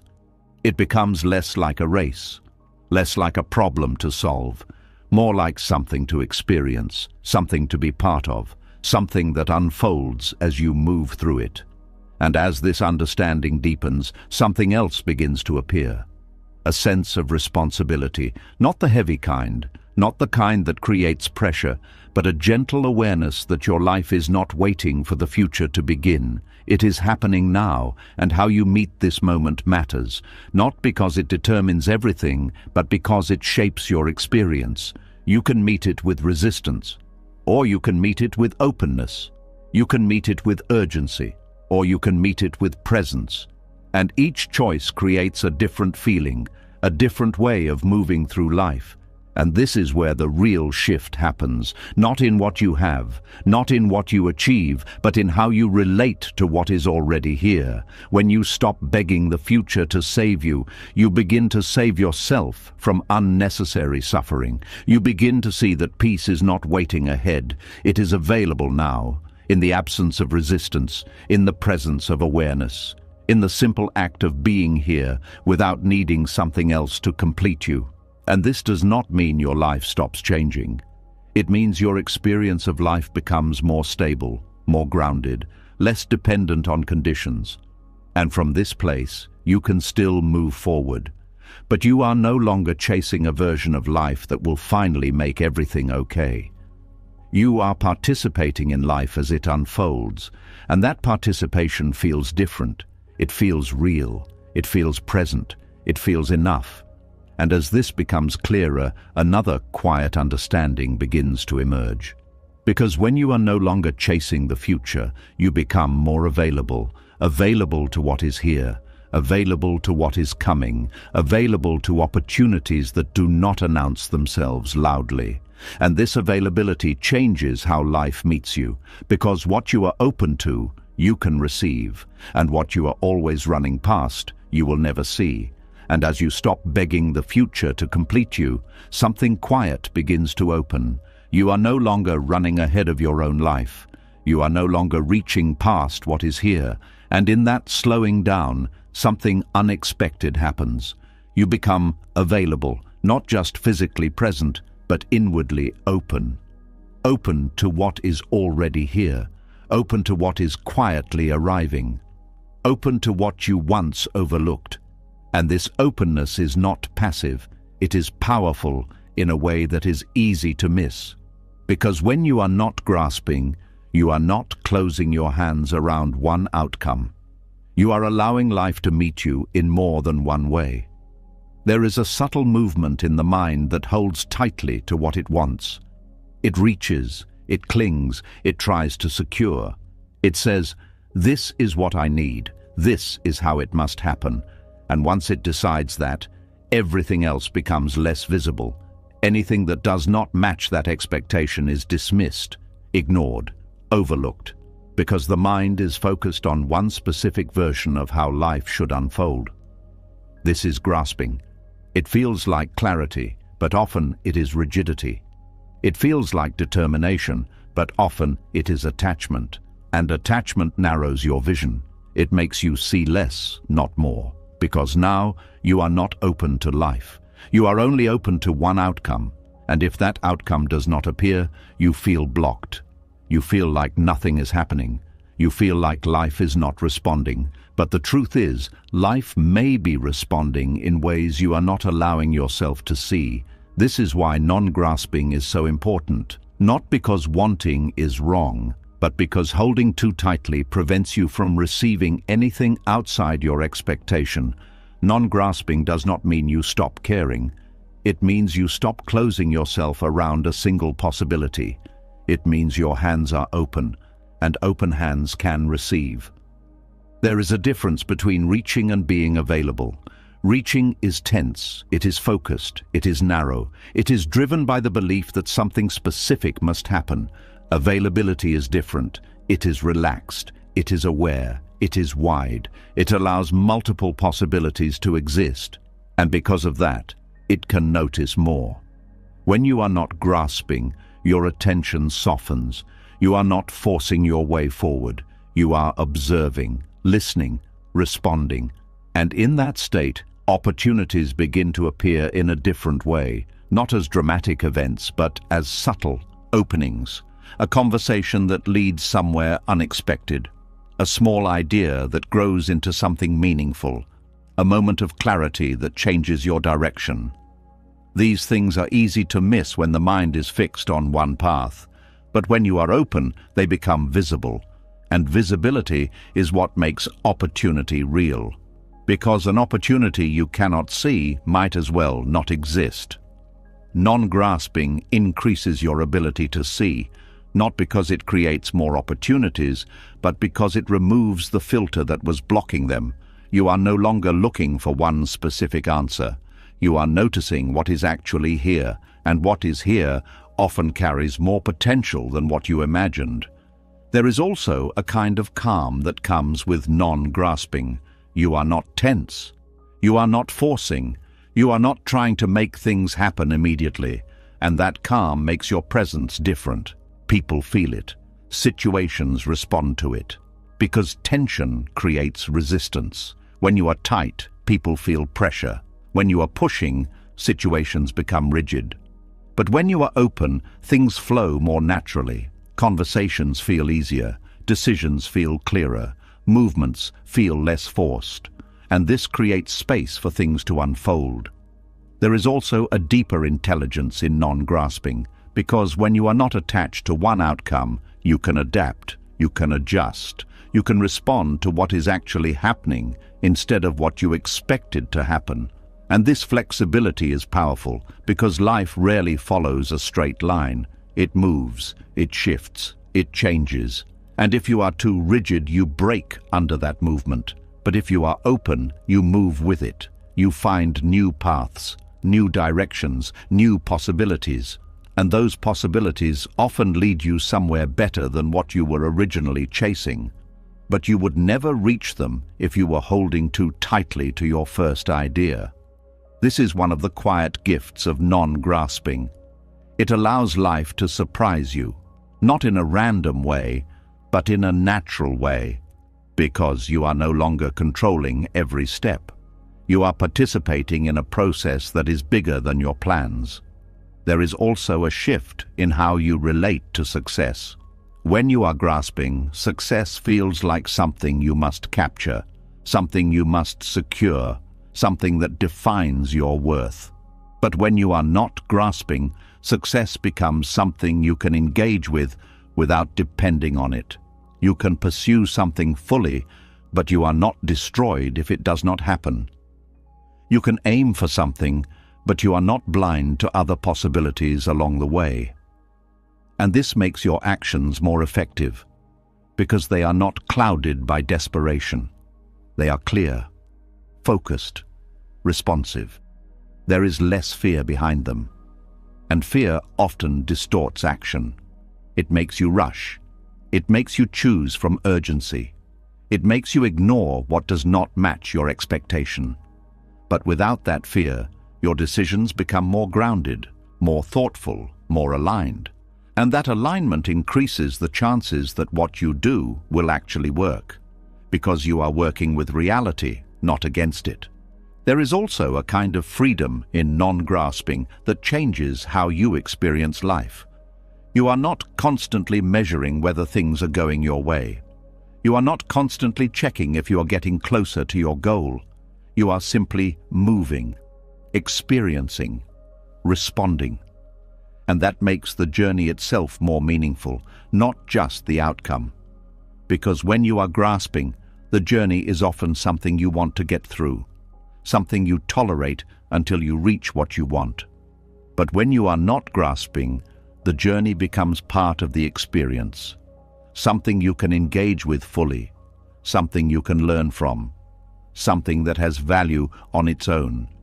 And this creates a different kind of satisfaction, not the kind that comes from finally getting something, but the kind that comes from being fully present in what you are doing. And this satisfaction is more stable, because it does not depend on external results. It comes from how you are relating to your life. There is also an emotional shift that happens. When you are grasping, you are often anxious, because you are trying to control something that is not fully in your control. You are waiting for something to happen. You are hoping it will go a certain way. And that creates tension. But when you are not grasping, that tension reduces. You still care, but you are not holding everything so tightly. You are allowing things to unfold, and that creates a sense of ease, not because everything is perfect, but because you are not adding extra pressure to it. This ease allows you to stay more grounded, even when things are uncertain. And uncertainty is where most opportunities exist, because new things often come from unknown situations, from unexpected turns, from moments that are not planned.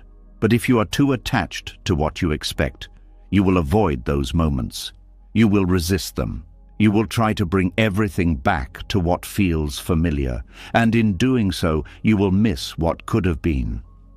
Non-grasping allows you to stay present in uncertainty, to explore it, to move through it, to see what it offers, without immediately trying to control it. And that openness is where growth happens. Not forced growth, not pressured improvement, but natural development. The kind that unfolds as you engage with life fully. There is also a deeper trust that begins to form, a trust that you do not need to control everything to be okay. A trust that you can meet what comes. A trust that you are capable of responding even when things are not clear. And this trust reduces fear, because fear often comes from the belief that you cannot handle what might happen. But when you trust yourself, that belief weakens. You are less afraid of the unknown, less afraid of change, less afraid of things not going exactly as planned. And this makes you more open, more available, more able to engage with life as it is. And when you are available, things can reach you. Opportunities, connections, ideas. They can meet you because you are not closed off. You are not filtering everything through a narrow expectation. You are open to what is actually happening, and this openness is what allows life to move through you, not in a dramatic way, but in a steady, natural way, where things come and go without being forced, where opportunities appear and you are able to recognize them, where paths open and you are able to walk them. And this is the quiet power of non-grasping. It does not create noise, it does not demand attention, but it changes everything, because it changes how you relate to what is happening, and how you relate determines what you experience. When you are grasping, you experience tension, limitation, frustration. When you are open, you experience possibility, clarity, flow, and from that place, life feels different, not because it has changed completely, but because you are meeting it differently.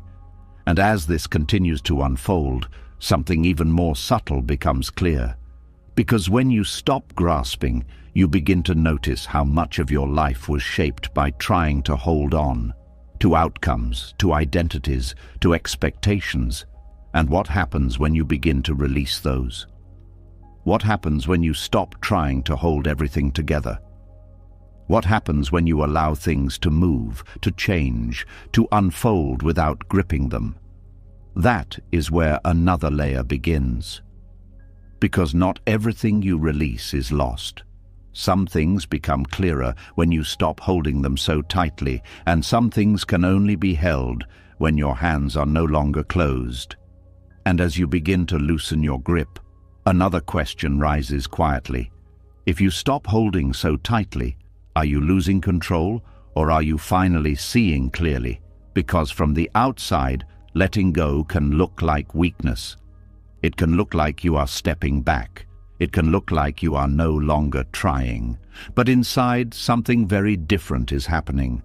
There is a kind of strength that does not fight, a kind of clarity that does not resist. And yet, many people confuse this with giving up. They think that if they stop forcing, they will fall behind. That if they stop pushing, they will lose everything. That if they surrender, they will become passive, powerless, and directionless. But that confusion keeps them trapped in struggle. Because surrender is not what they think it is. There is a deep difference between surrender and giving up, but the mind often cannot see it at first. Giving up comes from defeat. It carries heaviness. It feels like collapse. It says, "I cannot do this anymore, so I will stop." There is frustration in it. There is disappointment. There is a sense of closing down. When you give up, you turn away from life. You withdraw. You stop engaging. You stop caring. You create distance between yourself and what is happening. Surrender is not like that. Surrender does not come from weakness. It comes from understanding. It says, "I see what is happening, and I will not fight what I cannot control." There is no collapse in it. There is openness. There is presence. When you surrender, you do not turn away from life. You turn toward it. You meet it as it is, without trying to force it into a different shape. This is what makes it powerful, because it removes unnecessary struggle. It allows you to act where action is possible and to release where control is not. But the mind resists this because the mind wants certainty. It wants control. It wants to believe that if it pushes hard enough, it can shape everything. And when that belief is challenged, it feels uncomfortable. It feels like loss. It feels like something is being taken away. But what is actually being removed is the illusion of control. And that illusion carries a heavy burden, because when you believe you must control everything, you feel responsible for everything, every outcome, every reaction, every result. And that responsibility creates tension. It creates pressure. It creates fear. Because you are trying to manage something that is too large to manage completely. Surrender releases that burden. Not by making you careless, but by making you clear. You begin to see what is within your reach and what is not. You begin to act where you can and let go where you cannot. And this creates balance, because now your energy is not scattered. It is focused. It is grounded. It is aligned with reality. There is also an emotional difference between surrender and giving up. Giving up often feels like shutting down. You disconnect. You protect yourself by withdrawing. You say, "It does not matter anymore," even when it does. There is a numbness in it, a kind of quiet resignation.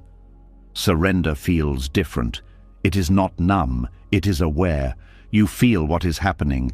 You do not deny it. You do not avoid it. But you do not fight it either. You allow it. And in that allowing, something softens. Not because the situation has changed, but because your relationship with it has. There is less resistance, less inner conflict, less struggle. And this creates space. Space to breathe, space to think clearly, space to respond instead of react. This space is what makes surrender powerful, because without it, your actions are often driven by emotion, fear, anger, frustration, desperation, and actions driven by these states tend to create more problems. But when there is space, your actions become more intentional, more thoughtful, more effective, because they are not coming from a place of chaos. They are coming from clarity. There is also a deeper level to surrender that is often overlooked. It is the acceptance of uncertainty, the recognition that not everything can be predicted, not everything can be planned, not everything can be controlled. And instead of resisting this, you allow it. You move with it. You trust that you can handle what comes, even if you do not know exactly what it will be. This trust is important because it replaces fear with openness. It replaces tension with flexibility. It allows you to move through life without needing every step to be certain. And this makes you more resilient. Because resilience is not about controlling everything. It is about adapting to what happens. And adaptation requires surrender. It requires the ability to let go of what you thought should happen and to work with what is actually happening. There is also a shift in how you see failure. When you are attached, failure feels personal. It feels like something is wrong with you. It feels like you have lost something important. But when you surrender, failure becomes information. It becomes feedback. It shows you what did not work without defining who you are. And this allows you to continue, without carrying the weight of judgment, without losing your sense of self, without turning every mistake into a reason to stop. Because surrender does not stop you from trying. It removes the pressure of needing everything to go perfectly, and this makes your effort more sustainable, more natural, more aligned. There is also a freedom that comes with surrender, a freedom from constant tension, from constant control, from constant resistance. You are no longer fighting every moment. You are no longer trying to make everything fit your expectations. You are allowing life to move, and in that movement, you find your place, not by forcing it, but by being present to it. This does not mean you become passive. It means your actions come from a different place, not from fear, not from urgency, but from awareness.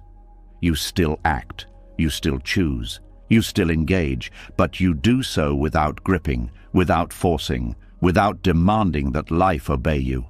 And this creates a different kind of strength, a quiet strength, one that does not need to prove itself, one that does not need to control everything to feel secure, one that can stand in uncertainty without collapsing. This is the strength of surrender, and it is often misunderstood, because it does not look dramatic, it does not create noise, it does not draw attention, but it is steady. And that steadiness is powerful, because it allows you to remain grounded, even when things are changing, even when things are uncertain, even when things are not going as planned. And from that grounded place, you can move more effectively, more clearly, more freely. There is also a deeper connection that forms when you surrender. A connection with life as it is, not as you want it to be, not as you imagine it should be, but as it actually is. And this connection brings a kind of peace, not the kind that comes from everything being perfect, but the kind that comes from no longer fighting reality, from no longer creating unnecessary resistance, from no longer turning every situation into a problem to solve. You begin to see that life is not something you need to control. It is something you are already part of. And this changes your perspective. You are no longer outside of life, trying to manage it. You are inside it, moving with it, responding to it, experiencing it. And this experience becomes richer, more real, more grounded, because it is not filtered through constant resistance. It is direct, immediate, present. And this presence is where clarity lives. Because when you are present, you can see what is happening, without distortion, without assumption, without fear shaping your perception.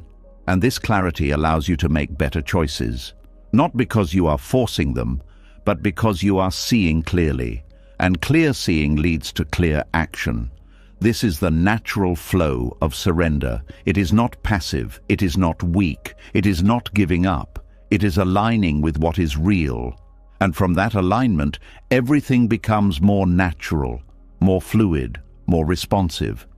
There is also a deep sense of relief that comes with surrender, a release of the need to hold everything together, a release of the pressure to control every outcome, a release of the belief that everything depends on your effort alone.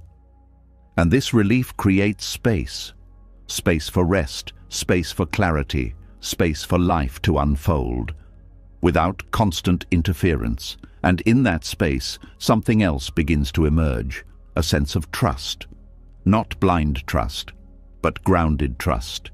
Trust in your ability to respond, trust in the process of life, trust that not everything needs to be forced.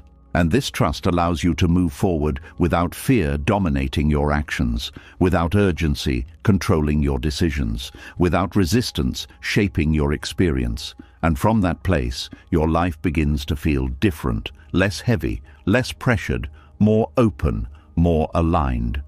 And this alignment is what allows things to flow, not perfectly, not without challenge, but with less struggle, with more clarity, with more ease. And as this understanding deepens, something else becomes clear. Because when you stop fighting what is happening, you begin to notice something important. You begin to see how stillness plays a role in everything, how not moving can sometimes be more powerful than pushing, how quiet can reveal what noise hides. And this leads into something even deeper, because what you cannot hold with restlessness may become available in stillness. And as surrender begins to settle within you, something quiet becomes more noticeable. The urge to keep moving fades, even if just a little. The need to constantly adjust, fix, and control begins to loosen. And in that space, something unfamiliar starts to appear.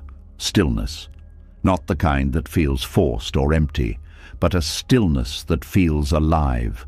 A stillness that holds something you have been searching for without knowing it. Because for a long time, you believed that movement would bring you closer to what you need. But what if movement was the very thing keeping it out of reach? There is a deep misunderstanding about stillness. Most people think stillness means doing nothing. They think it is passive, unproductive, even a waste of time. Because the world teaches you that progress comes from action, from speed, from constant movement. And so the idea of being still can feel uncomfortable. It can feel like you are falling behind, like you are not doing enough, like you are missing something important. But stillness is not the absence of life. It is the absence of unnecessary movement. It is what remains when the mind is not constantly pulling you in different directions. And in that space, something important begins to happen. You become able to hold what restlessness cannot. Restlessness is scattered. It jumps from one thought to another, one desire to another, one idea to another. It cannot stay. It cannot settle. It cannot remain long enough to receive anything fully. It is always moving, always reaching, always looking ahead. And because of that, it misses what is trying to arrive. Stillness is different. It stays. It allows. It holds. It does not rush to the next thing. It does not interrupt the moment. It lets things unfold in their own time. And because of that, it becomes a place where things can land, where clarity can appear, where understanding can deepen, where opportunity can take shape. There are things in life that cannot be forced. They require space. They require time. They require a certain quietness to emerge. You cannot rush insight. You cannot force connection. You cannot demand clarity. These things appear when the conditions are right, and stillness creates those conditions, because stillness removes the noise that blocks them. It removes the pressure that distorts them.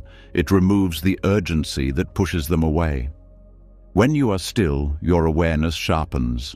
Not in a tense way, but in a soft, open way. You begin to notice things you missed before, subtle shifts, quiet signals, small openings. And these small openings often lead to something bigger. But they can only be seen when you are not distracted, when your attention is not constantly moving. This is why restlessness cannot hold what stillness attracts. Restlessness is always leaving. Stillness is always receiving. When you are restless, even if something good appears, you cannot stay with it. Your mind moves on, your attention shifts, your focus breaks, and the moment passes. But when you are still, you remain. You give the moment your full presence, and in that presence the moment reveals more. It deepens, it expands, it becomes something you can fully experience. There is also a kind of trust that comes with stillness. A trust that you do not need to chase everything, that not everything needs to be pursued aggressively, that some things will come when you are ready. And this trust reduces the pressure you feel, because you are no longer trying to control every outcome.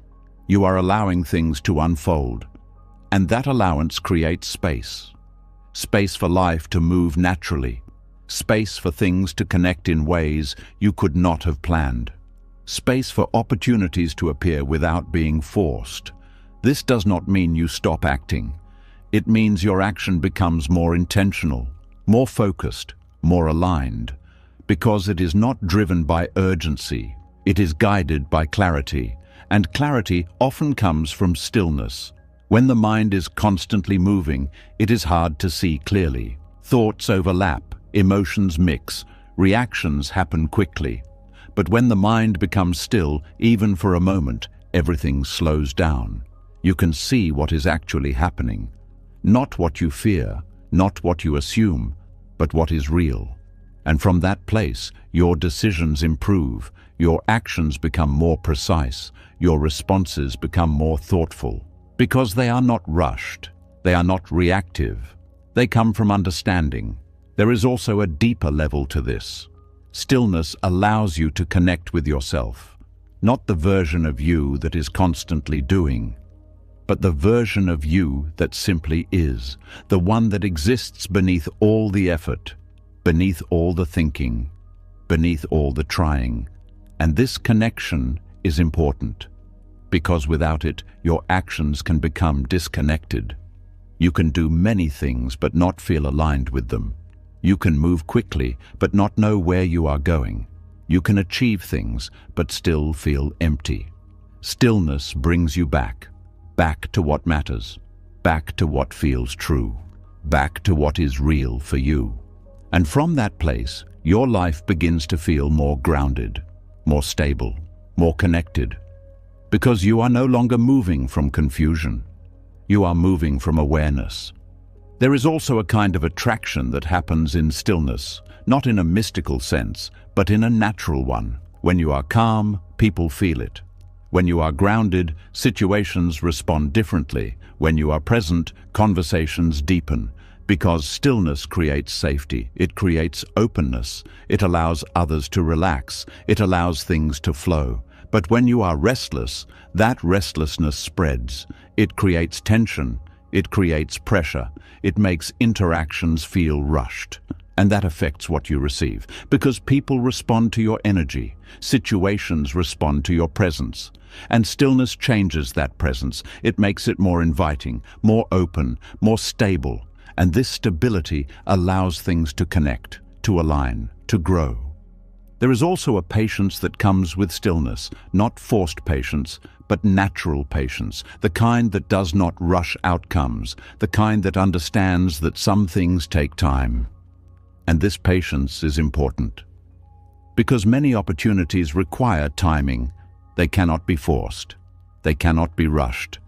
They appear when the conditions are right. And stillness allows you to wait without frustration, to remain open without tension, to be present without needing immediate results. This makes you more receptive, more available, more aligned with how life actually works. There is also a shift in how you experience time. When you are restless, time feels fast, rushed, never enough. You feel like you are always catching up, always trying to keep pace. But when you are still, time feels different, slower, more spacious, more available. And in that space, you can experience more. You can notice more. You can engage more deeply, because you are not rushing through your life. You are living it fully, presently, without constantly looking ahead. This changes everything, because life is not happening in the future. It is happening now. And stillness brings you into that now, without force, without effort, just by removing what was pulling you away.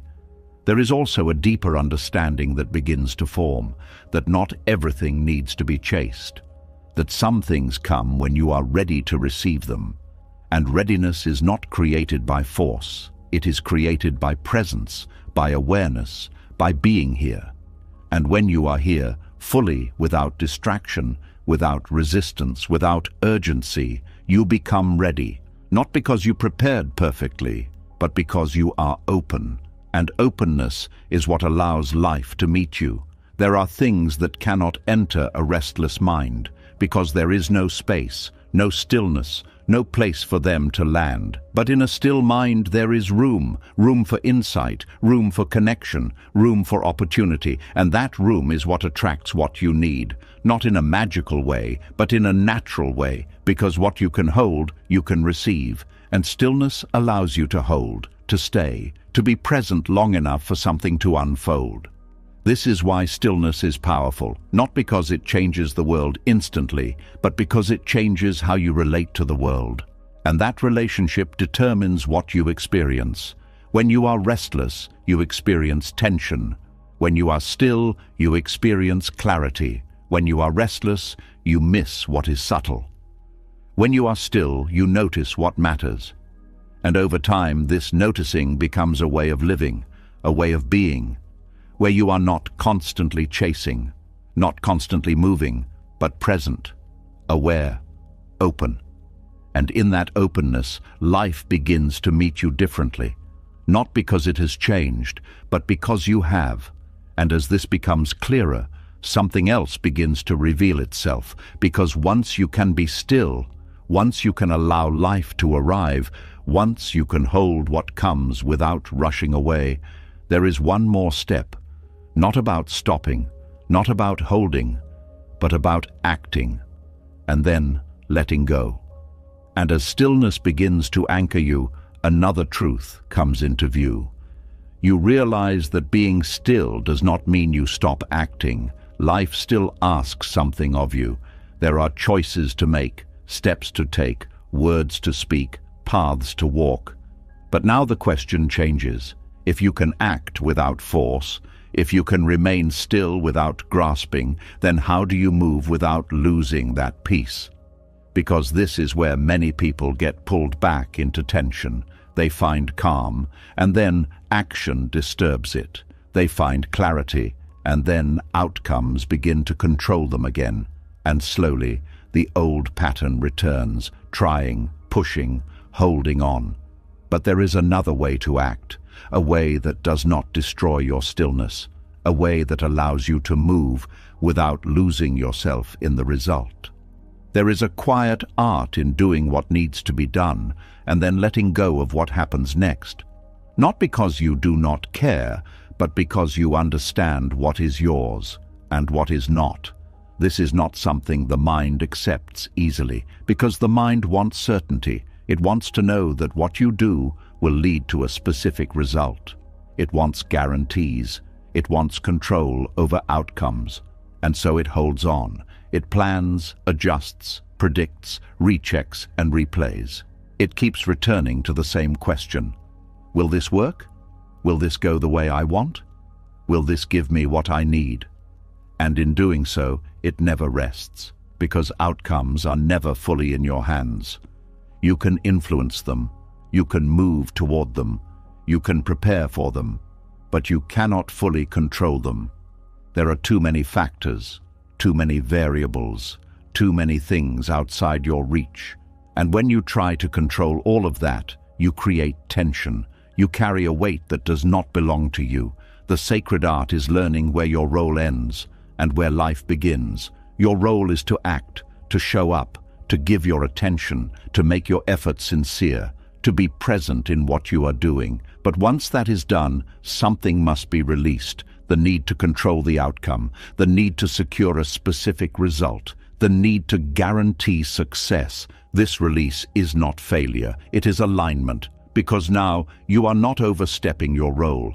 You are not trying to manage what cannot be managed. You are allowing life to respond in its own way, in its own time. This changes the feeling of action, because now you are not acting from pressure. You are acting from clarity. You are not acting to prove something. You are acting because it feels right to act. And that creates a different kind of movement, one that is steady, one that is grounded, one that is not shaken by immediate results. There is also a freedom in this way of acting, because when you release the outcome, you release the fear attached to it, the fear of failure, the fear of rejection, the fear of things not going as planned. These fears come from attachment to results, from the belief that your worth is tied to what happens next. But when you let go of that attachment, those fears lose their grip. You can still care about the result, but you are not controlled by it. You can still hope for a certain outcome, but you are not broken if it does not happen. And this makes your actions more powerful, because they are not clouded by anxiety. They are clear, focused, present. There is also a deeper level of trust that develops. Not blind trust, not passive hope, but a grounded understanding that life is not entirely in your control. And that is okay, because you can handle what comes, you can respond, you can adapt, you can continue, without needing everything to go exactly as planned. This trust allows you to move forward without hesitation, not because you are certain, but because you are open. Open to what happens, open to what unfolds, open to learning from whatever comes. And this openness makes you more resilient, because you are not tied to one outcome, you are not dependent on one result. You are able to move through different situations without losing your center. There is also a shift in how you experience effort. When you are attached to outcomes, effort feels heavy. It feels like something you must push through, something that drains you, something that carries pressure. But when you release the outcome, effort feels different. It becomes lighter, more natural, more aligned with what you are doing. You are not forcing yourself, you are engaging, and engagement feels different from pressure. It feels alive, it feels connected, it feels meaningful, because you are present in the process, not lost in the result. This also changes how you experience success. When you are attached, success feels like relief. A release of tension, a moment where you finally feel okay. But that relief is temporary, because the mind quickly moves to the next thing, the next goal, the next outcome, and the cycle begins again. But when you are not attached, success feels like appreciation. You can enjoy it, you can acknowledge it, but you do not cling to it. You do not need it to define you. And this allows you to experience it more fully, without fear of losing it, without pressure to maintain it. There is also a deeper peace in this way of living, because you are no longer constantly evaluating your life based on results. You are not measuring your worth by what happens. You are not turning every action into a test. You are simply doing what needs to be done and allowing the rest to unfold. This creates a sense of balance between effort and release, between action and stillness, between movement and acceptance. And this balance is what keeps your peace intact, because you are not swinging between extremes. You are not pushing too hard, and you are not withdrawing completely. You are moving with awareness. There is also a humility that comes with releasing the outcome, a recognition that you are part of a larger process, that your actions matter, but they are not the only factor, that life has its own flow, its own intelligence. And when you respect that, you move differently. You are not trying to dominate the process. You are participating in it. And participation feels different from control. It is more flexible, more responsive, more aligned, because you are working with what is happening, not against it. This also changes how you relate to uncertainty. When you are attached to outcomes, uncertainty feels threatening, because it means things may not go your way. But when you release outcomes, uncertainty becomes space. Space for possibilities, space for different paths, space for unexpected growth. And this makes you more adaptable, more open, more willing to explore, without needing everything to be certain. There is also a deeper connection between this and stillness, because releasing the outcome requires stillness. It requires the ability to sit with not knowing, to be present without needing immediate answers, to remain grounded even when things are unclear. And this is not easy, but it becomes easier with practice. The more you allow things to unfold without forcing them, the more you begin to trust the process. The more you act without gripping the result, the more you see that life continues, that things move, that outcomes happen, even without your constant control. And this builds confidence, not in controlling everything, but in your ability to navigate whatever comes. And this confidence is stable, because it is not based on external success. It is based on internal understanding. You know your role, you know your limits, you know what you can influence, and you know what you must release. This clarity removes a lot of confusion, because you are no longer trying to do everything. You are focusing on what matters and letting go of what does not belong to you. This also creates a sense of integrity, because you are acting from your values, not from fear, not from pressure, but from what feels true.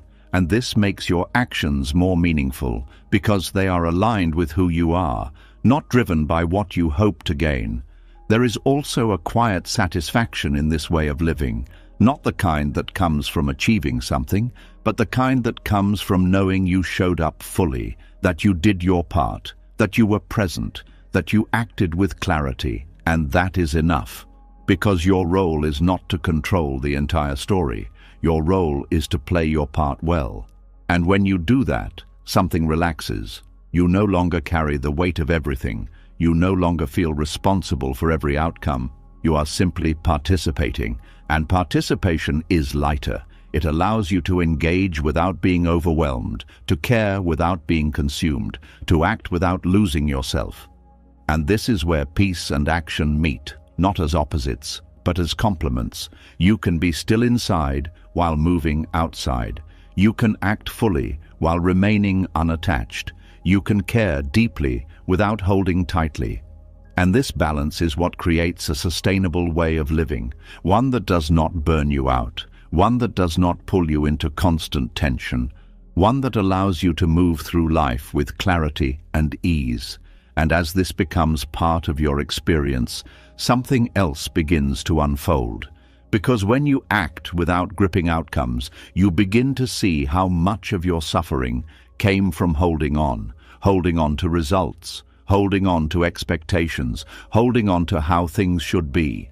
And what happens when you release even more?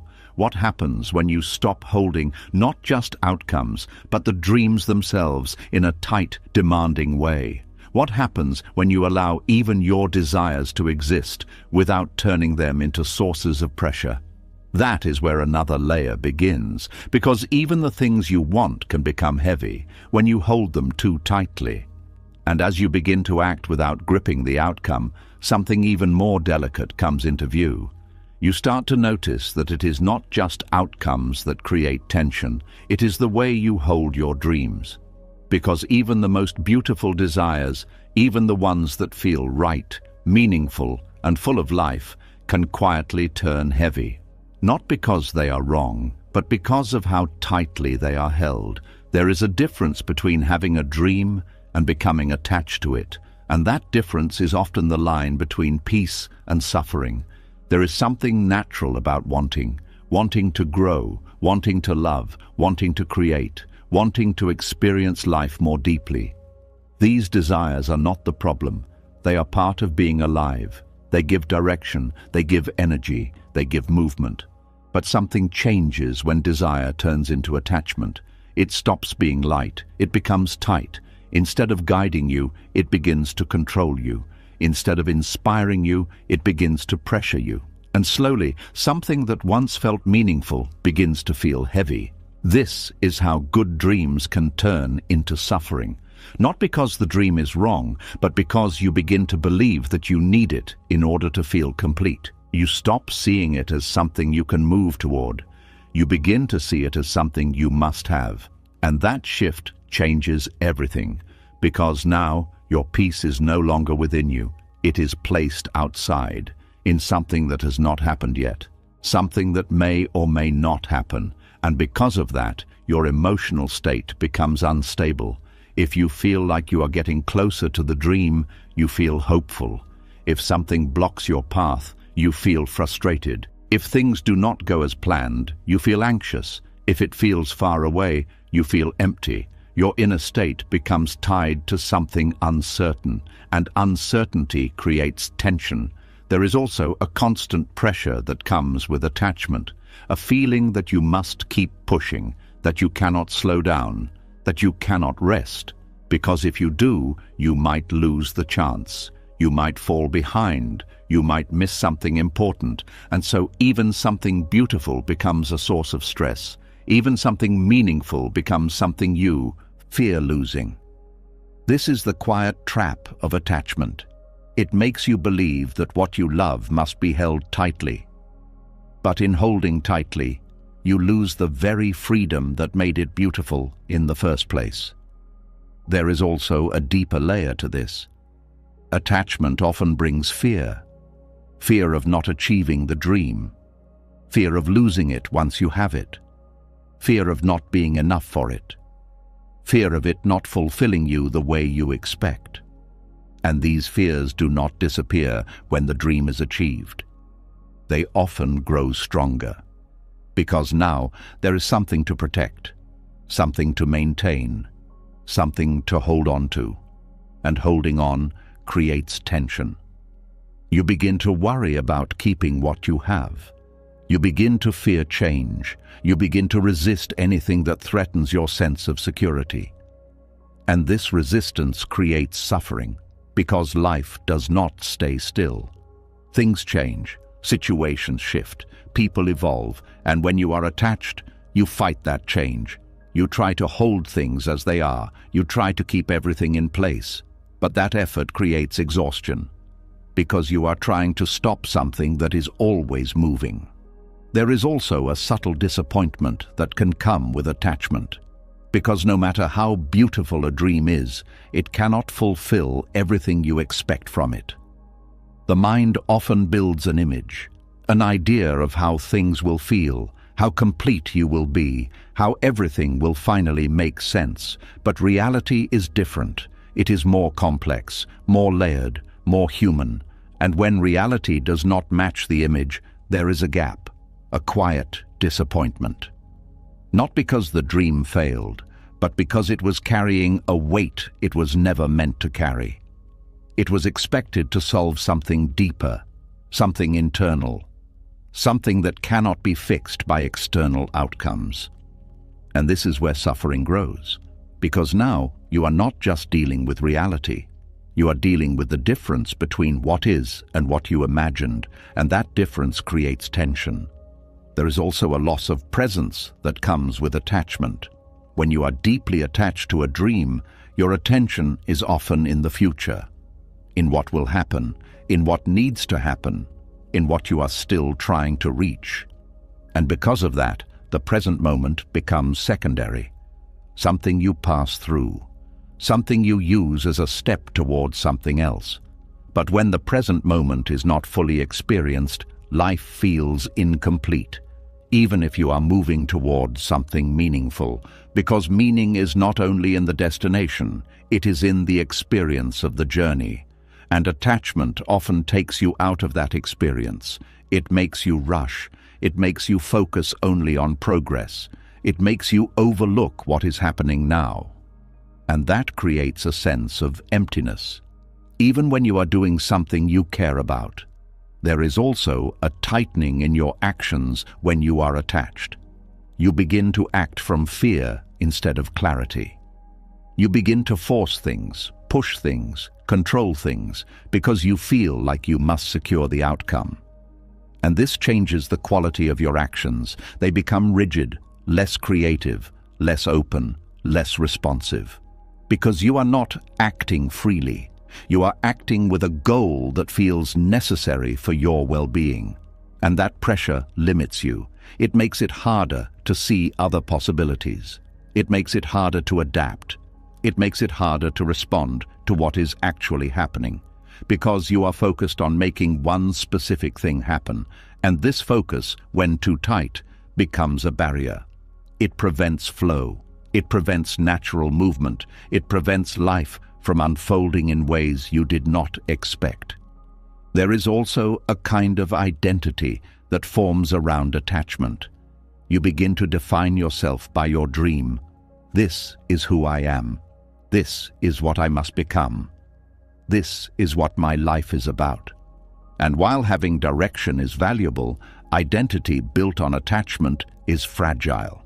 Because if something challenges that dream, it feels like it is challenging you. If something delays it, it feels like you are being delayed. If something changes it, it feels like you are being changed. And this creates insecurity. because your sense of self is tied to something uncertain. But when you are not attached, your identity is more flexible. You can pursue something without becoming it. You can move toward something without needing it to define you. And this creates stability. Because now, your sense of self is not dependent on one outcome. It is rooted in your presence, in your awareness, in your ability to be with life as it is. There is also a freedom that comes with non-attachment, a freedom to explore, to adjust, to let go when something is no longer aligned, without feeling like you have lost yourself, without feeling like you have failed, because your worth is not tied to the dream. It is independent of it. And this allows you to engage with life more openly, more honestly, more flexibly. You can still have dreams, you can still move toward them, but they do not control you. They do not create tension. They do not define your peace. And this changes your experience completely, because now you are not chasing something to complete you. You are expressing something that is already alive within you. And expression feels different from pursuit. It feels natural. It feels aligned. It feels free. There is also a deeper understanding that begins to form, that dreams are meant to be experienced, not possessed. They are meant to guide you, not control you. They are meant to inspire you, not pressure you. And when you relate to them in this way, they become lighter. They become something you can enjoy, something you can move toward without losing yourself. Something that adds to your life, instead of becoming the center of your struggle. This does not mean you care less. It means you care without gripping, without attaching your peace to the outcome, without turning the dream into a condition for your well-being. And this creates a different kind of relationship with what you want. One that is balanced, one that is open, one that allows both movement and stillness to exist together. And from this place, life feels different, less pressured, less tense, more fluid, more responsive. Because you are no longer forcing your desires into existence, you are allowing them to unfold, and that unfolding often brings something deeper than what you expected, not because you controlled it, but because you allowed it. And as this understanding settles, another quiet truth begins to appear. Because when you release attachment, you begin to see something you missed before. You begin to notice that what you need does not always arrive in the form you imagined. It often comes in ways that look simple, ordinary, easy to overlook. And this leads into something even more subtle. Because sometimes what changes your life does not look like something special at all. And as you begin to recognize the quiet value hidden inside ordinary days, something else starts to shift in the way you relate to life itself. You notice that for a long time, you were not just observing life. You were negotiating with it. You were asking it to be different, to feel different, to give you something before you could relax. And without realizing it, you created a silent contract. I will be at peace when life meets my conditions. But what happens when those conditions are never fully met? There is a subtle tension that comes from meeting life with demands. Not loud demands, not spoken ones, but quiet expectations that sit beneath your thoughts. This should not be happening. Things should be easier. People should understand me. I should feel better by now. Life should be moving faster. And every time reality does not match these expectations, something inside tightens. Not because life is wrong, but because the mind is resisting what is. This resistance becomes the source of much of your suffering, not the situation itself, but the demand that the situation must be different.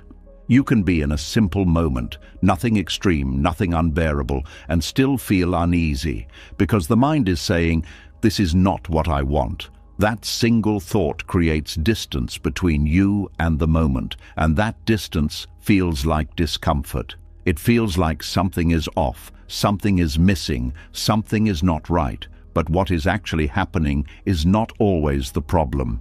It is the relationship you have with what is happening. Meeting life without demands is not about lowering your standards. It is not about accepting everything blindly. It is about removing the constant condition that says, only if things go my way can I be at ease. Because that condition keeps you trapped. It makes your peace dependent on external alignment. It makes your well-being fragile. It makes you reactive to everything that does not fit your expectations. When you meet life without demands, something softens. You are no longer forcing reality to match your ideas. You are allowing reality to be seen as it is, and that seeing brings clarity. Because now you are not distorting the moment with resistance. You are experiencing it directly. There is a difference between experiencing and resisting. When you resist, you are in conflict. When you experience, you are in contact. And contact brings understanding. You begin to see what is actually happening, not what you think should be happening. This clarity changes how you respond, because now your actions are based on reality, not expectation. You are not reacting to an idea, you are responding to what is present, and that makes your responses more grounded, more effective, more aligned. There is also a release that comes with letting go of demands, a release from the constant pressure to control, to manage, to shape everything into a preferred outcome. This pressure is often invisible, but it is heavy. It sits in your body, in your thoughts, in your reactions, and when it is released, even slightly, you feel lighter. Not because everything has changed, but because you are no longer carrying the weight of trying to make everything change. This lightness allows you to move more freely, to think more clearly, to feel more openly, because you are not closing yourself off with expectation. You are opening yourself to experience. There is also a deeper patience that develops, not forced patience, not passive waiting, but a natural patience that comes from understanding that not everything needs to happen immediately. That life unfolds in its own rhythm. And when you stop demanding that it move faster, you begin to notice that rhythm. You begin to align with it instead of fighting it. This alignment reduces frustration, because frustration often comes from unmet expectations, from wanting things to be different now. But when you release that urgency, frustration loses its intensity. It becomes easier to stay present, to stay grounded, to stay connected. There is also a shift in how you relate to discomfort. When you have demands, discomfort feels like a problem, something that should not be there, something that needs to be removed immediately. But when you meet life without demands, discomfort becomes something you can observe, something you can feel without immediately trying to change it. This does not mean you enjoy discomfort. It means you are not adding extra resistance to it. And that changes how it feels.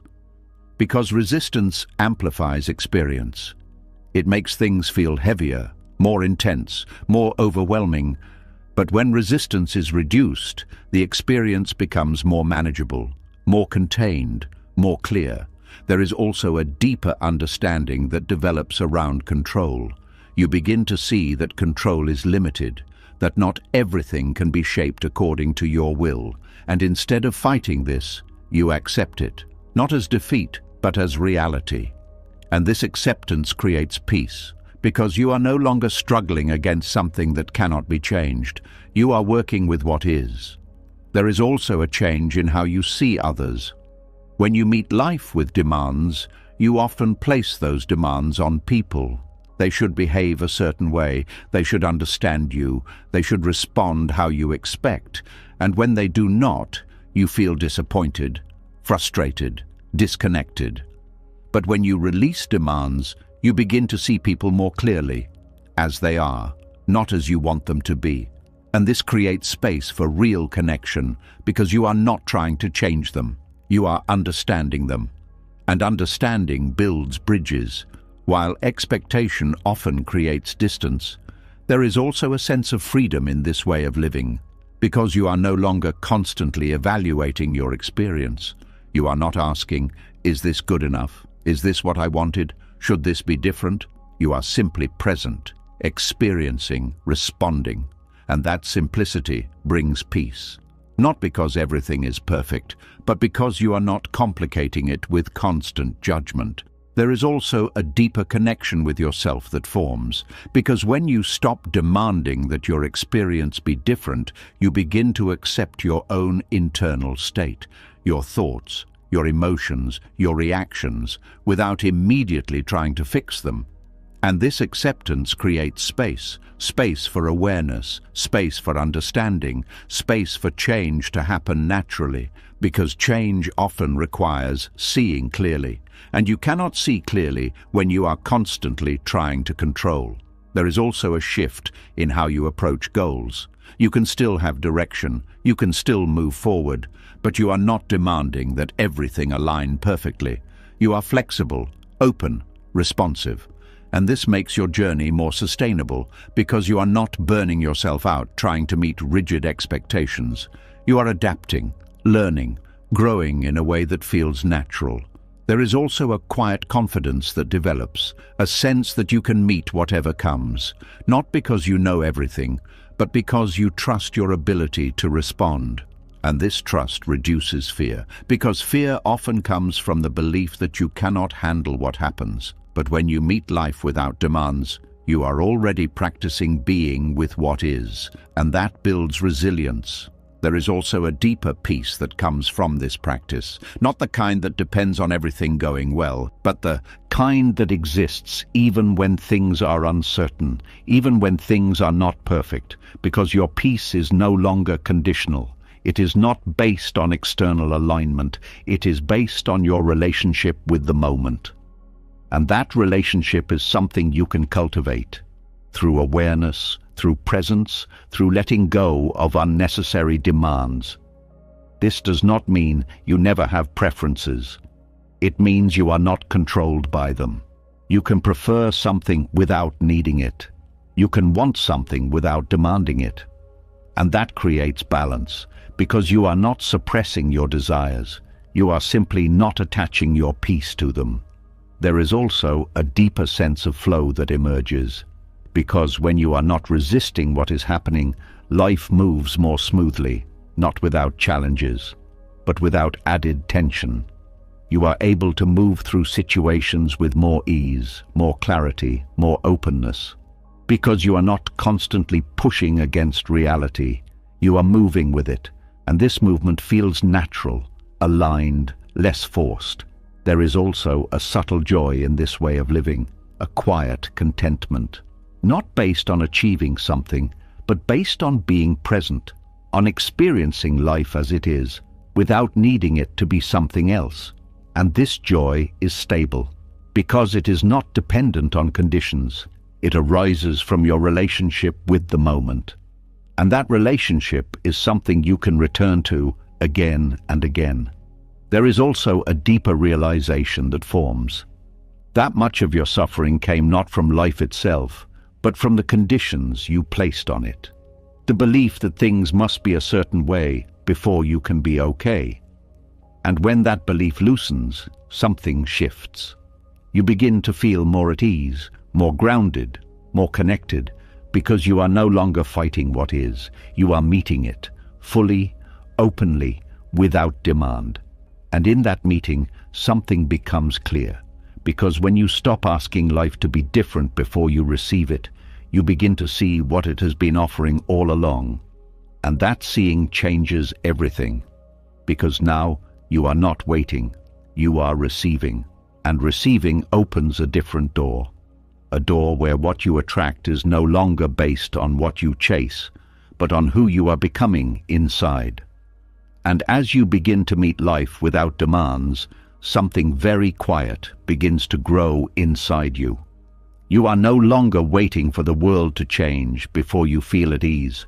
You are no longer asking every moment to prove something to you. And in that softening, something unexpected starts to form, a sense of fullness. Not because everything is perfect, but because you are no longer resisting what is already here. And this fullness does something powerful. It changes what you notice. It changes how you move. And slowly, it begins to change what comes into your life. There is a common belief that what you attract comes from what you want. That if you desire something strongly enough, it will find its way to you. But desire alone is not what shapes your experience.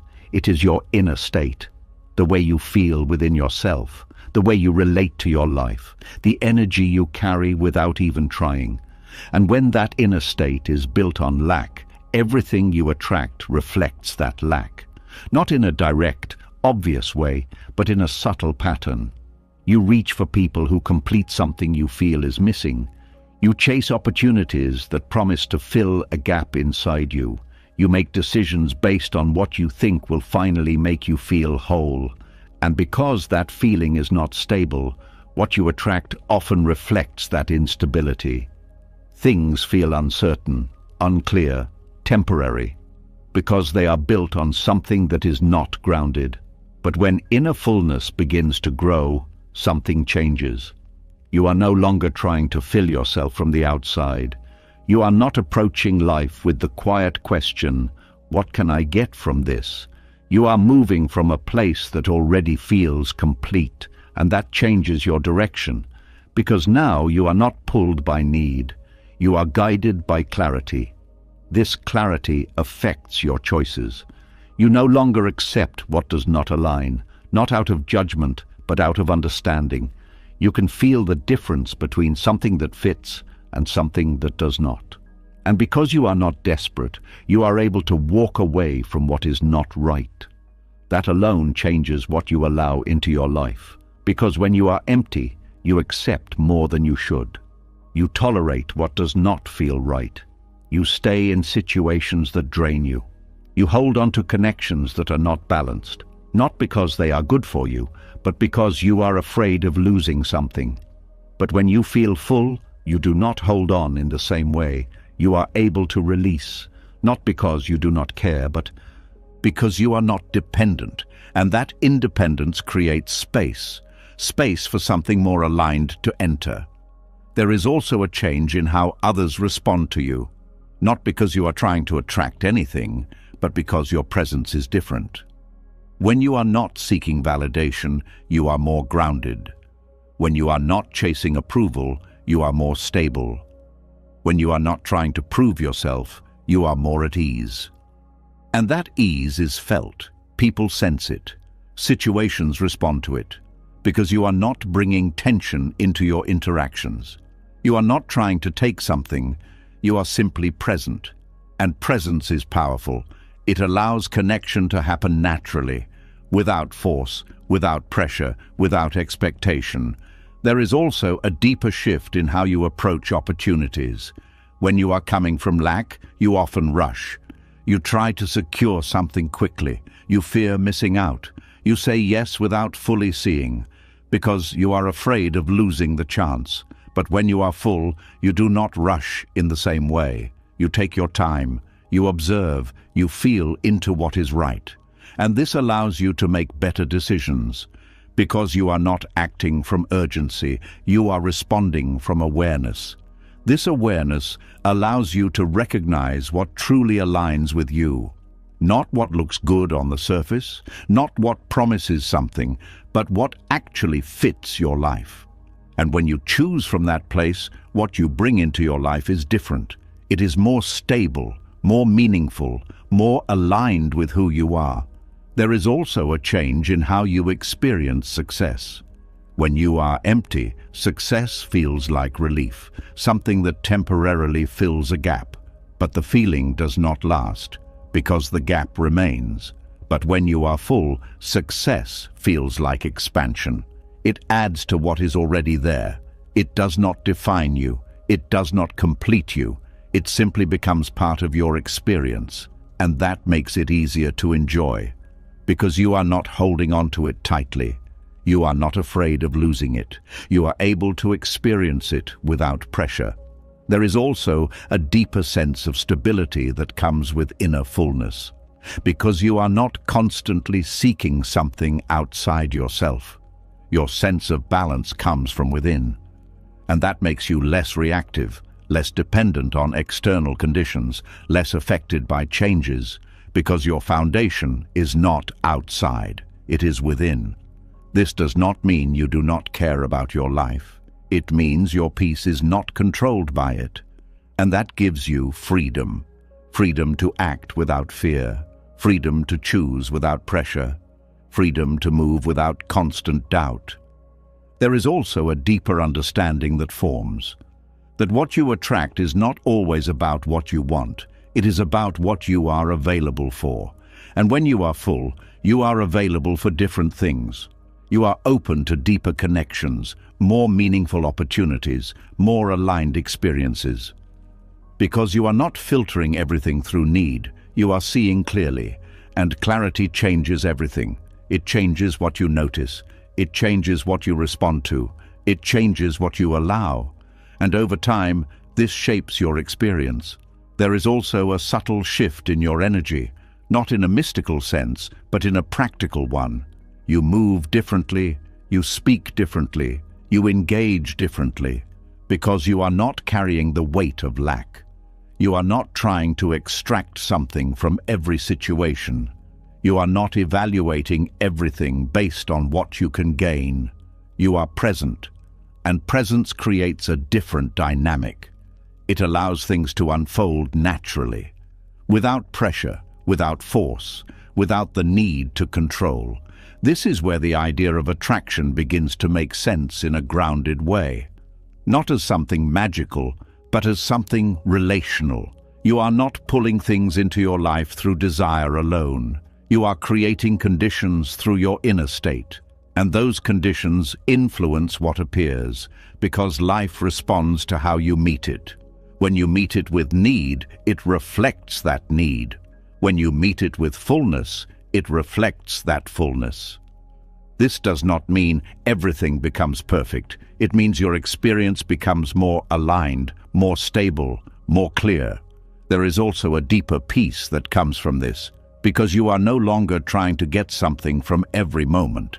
You are not looking at life as something that must give you something. You are experiencing it as it is, and that experience is enough, not in a limiting way, but in a grounding way. Because when you feel enough, you are not chasing, you are not pushing, you are not forcing. And that creates space for things to come. Not because you demand them, but because you are open to them. There is also a deeper trust that develops. A trust that you do not need to control everything to be okay. A trust that what is meant for you will not require constant struggle. A trust that you can meet what comes with clarity. And this trust reduces fear. Because fear often comes from uncertainty, from the belief that you need something to feel complete. But when you feel full, that belief weakens. You are not afraid of not getting something, because you are not empty without it. And this removes a lot of pressure. It allows you to move through life with more ease, more openness, more confidence. There is also a deeper connection with yourself, because you are no longer trying to become something else. You are not chasing an identity. You are not building yourself based on external validation. You are simply being. And from that being, everything else flows. Your actions, your choices, your connections, your direction, they all come from a place that is stable. And that stability changes what you attract, not because you are trying to attract anything, but because you are aligned. And alignment brings clarity. It brings balance. It brings a sense of flow, where things begin to fit more naturally, not perfectly, but more smoothly, more honestly, more truthfully. And this creates a different experience of life, one that is not built on constant searching, but on quiet receiving, not built on pressure, but on presence. And as this understanding deepens, something else begins to emerge, because when you feel full, you no longer rush. You no longer feel like you must get somewhere quickly. You begin to understand timing differently. You begin to see that waiting does not always mean lack. Sometimes it means alignment is still unfolding, and learning to wait without anxiety becomes something powerful. Something that changes not only how you move, but how you experience time itself. And as inner fullness begins to steady your movement, something subtle starts to change in how you relate to time. You no longer feel the same urgency. You are not rushing every step. You are not trying to pull the future closer, and yet something in the mind still whispers. Why is it not happening yet? Because even when you stop chasing, waiting remains. And waiting, for many people, is one of the most uncomfortable experiences of all. There is a kind of waiting that feels heavy, a waiting filled with tension, a waiting that feels like something is missing. But there is another kind of waiting, one that is quiet, steady, clear. And this kind of waiting is not weakness, it is wisdom. There is a deep misunderstanding about waiting. Most people see it as delay, as something to endure, as a gap between where they are and where they want to be. And because of that, waiting becomes uncomfortable. The mind fills it with questions. Why is this taking so long? What if it never happens? Am I doing something wrong? Should I be doing more? And these questions create anxiety. Not because waiting itself is painful, but because the mind is resisting the fact that things are not happening immediately. It is trying to escape the space between now and what is next. But that space is not empty. It only feels empty because the mind is focused on what is not there. It is looking ahead, searching for something that has not arrived yet. And in doing so, it disconnects from what is already here. This is why waiting often feels uncomfortable, not because nothing is happening, but because you are not present for what is happening. The mind is somewhere else, trying to speed things up, trying to control the timing, trying to predict the outcome. But time does not respond to pressure. It does not move faster because you are anxious. It does not change direction because you are worried. It continues at its own pace. And when you fight that pace, you create tension. But when you begin to accept it, something changes. You stop pushing against time. You stop demanding that things happen now. You begin to allow the process to unfold. And this is where waiting becomes wisdom, because now you are not resisting what is happening. You are working with it. There is a difference between passive waiting and conscious waiting. Passive waiting feels like you are stuck, like you are doing nothing, like you are losing time. But conscious waiting is active, not in movement, but in awareness. You are present, you are attentive, you are engaged with the moment. Even if nothing external is changing, this kind of waiting is powerful because it keeps you connected, it keeps you grounded, it keeps you available. Instead of pulling your attention into the future, it anchors you in the present. And in that presence, something important happens. You begin to notice that waiting is not empty. It is filled with small movements, subtle changes, quiet developments, things that you would not see if you were only focused on the end result. There is also a kind of patience that grows in this space.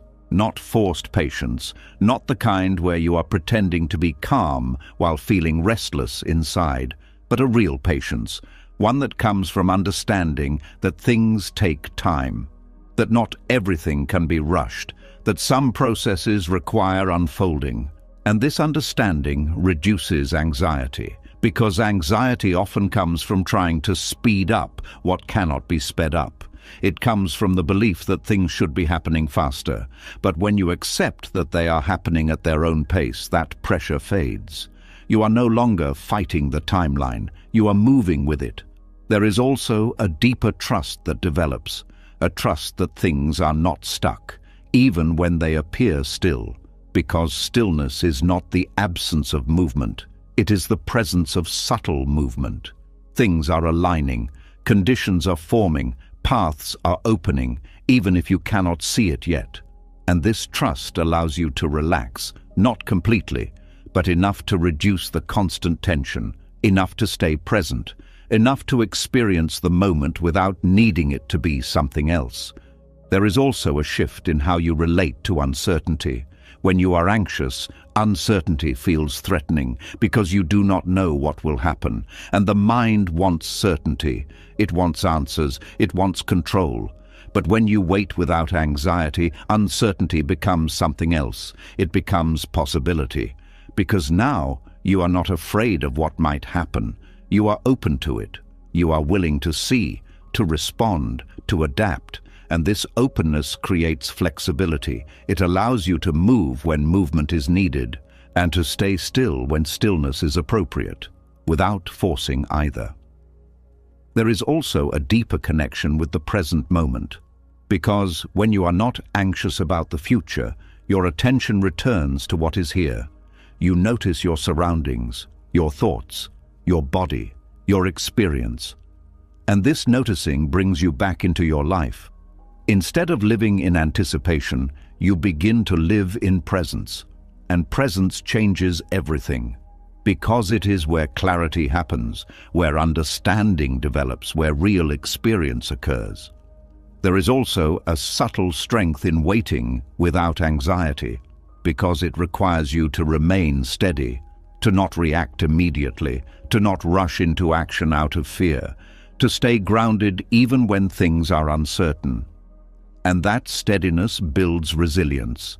It strengthens your ability to handle situations without being overwhelmed. Because you are not constantly reacting, you are observing, responding, choosing your actions carefully. This makes your decisions more thoughtful, more aligned.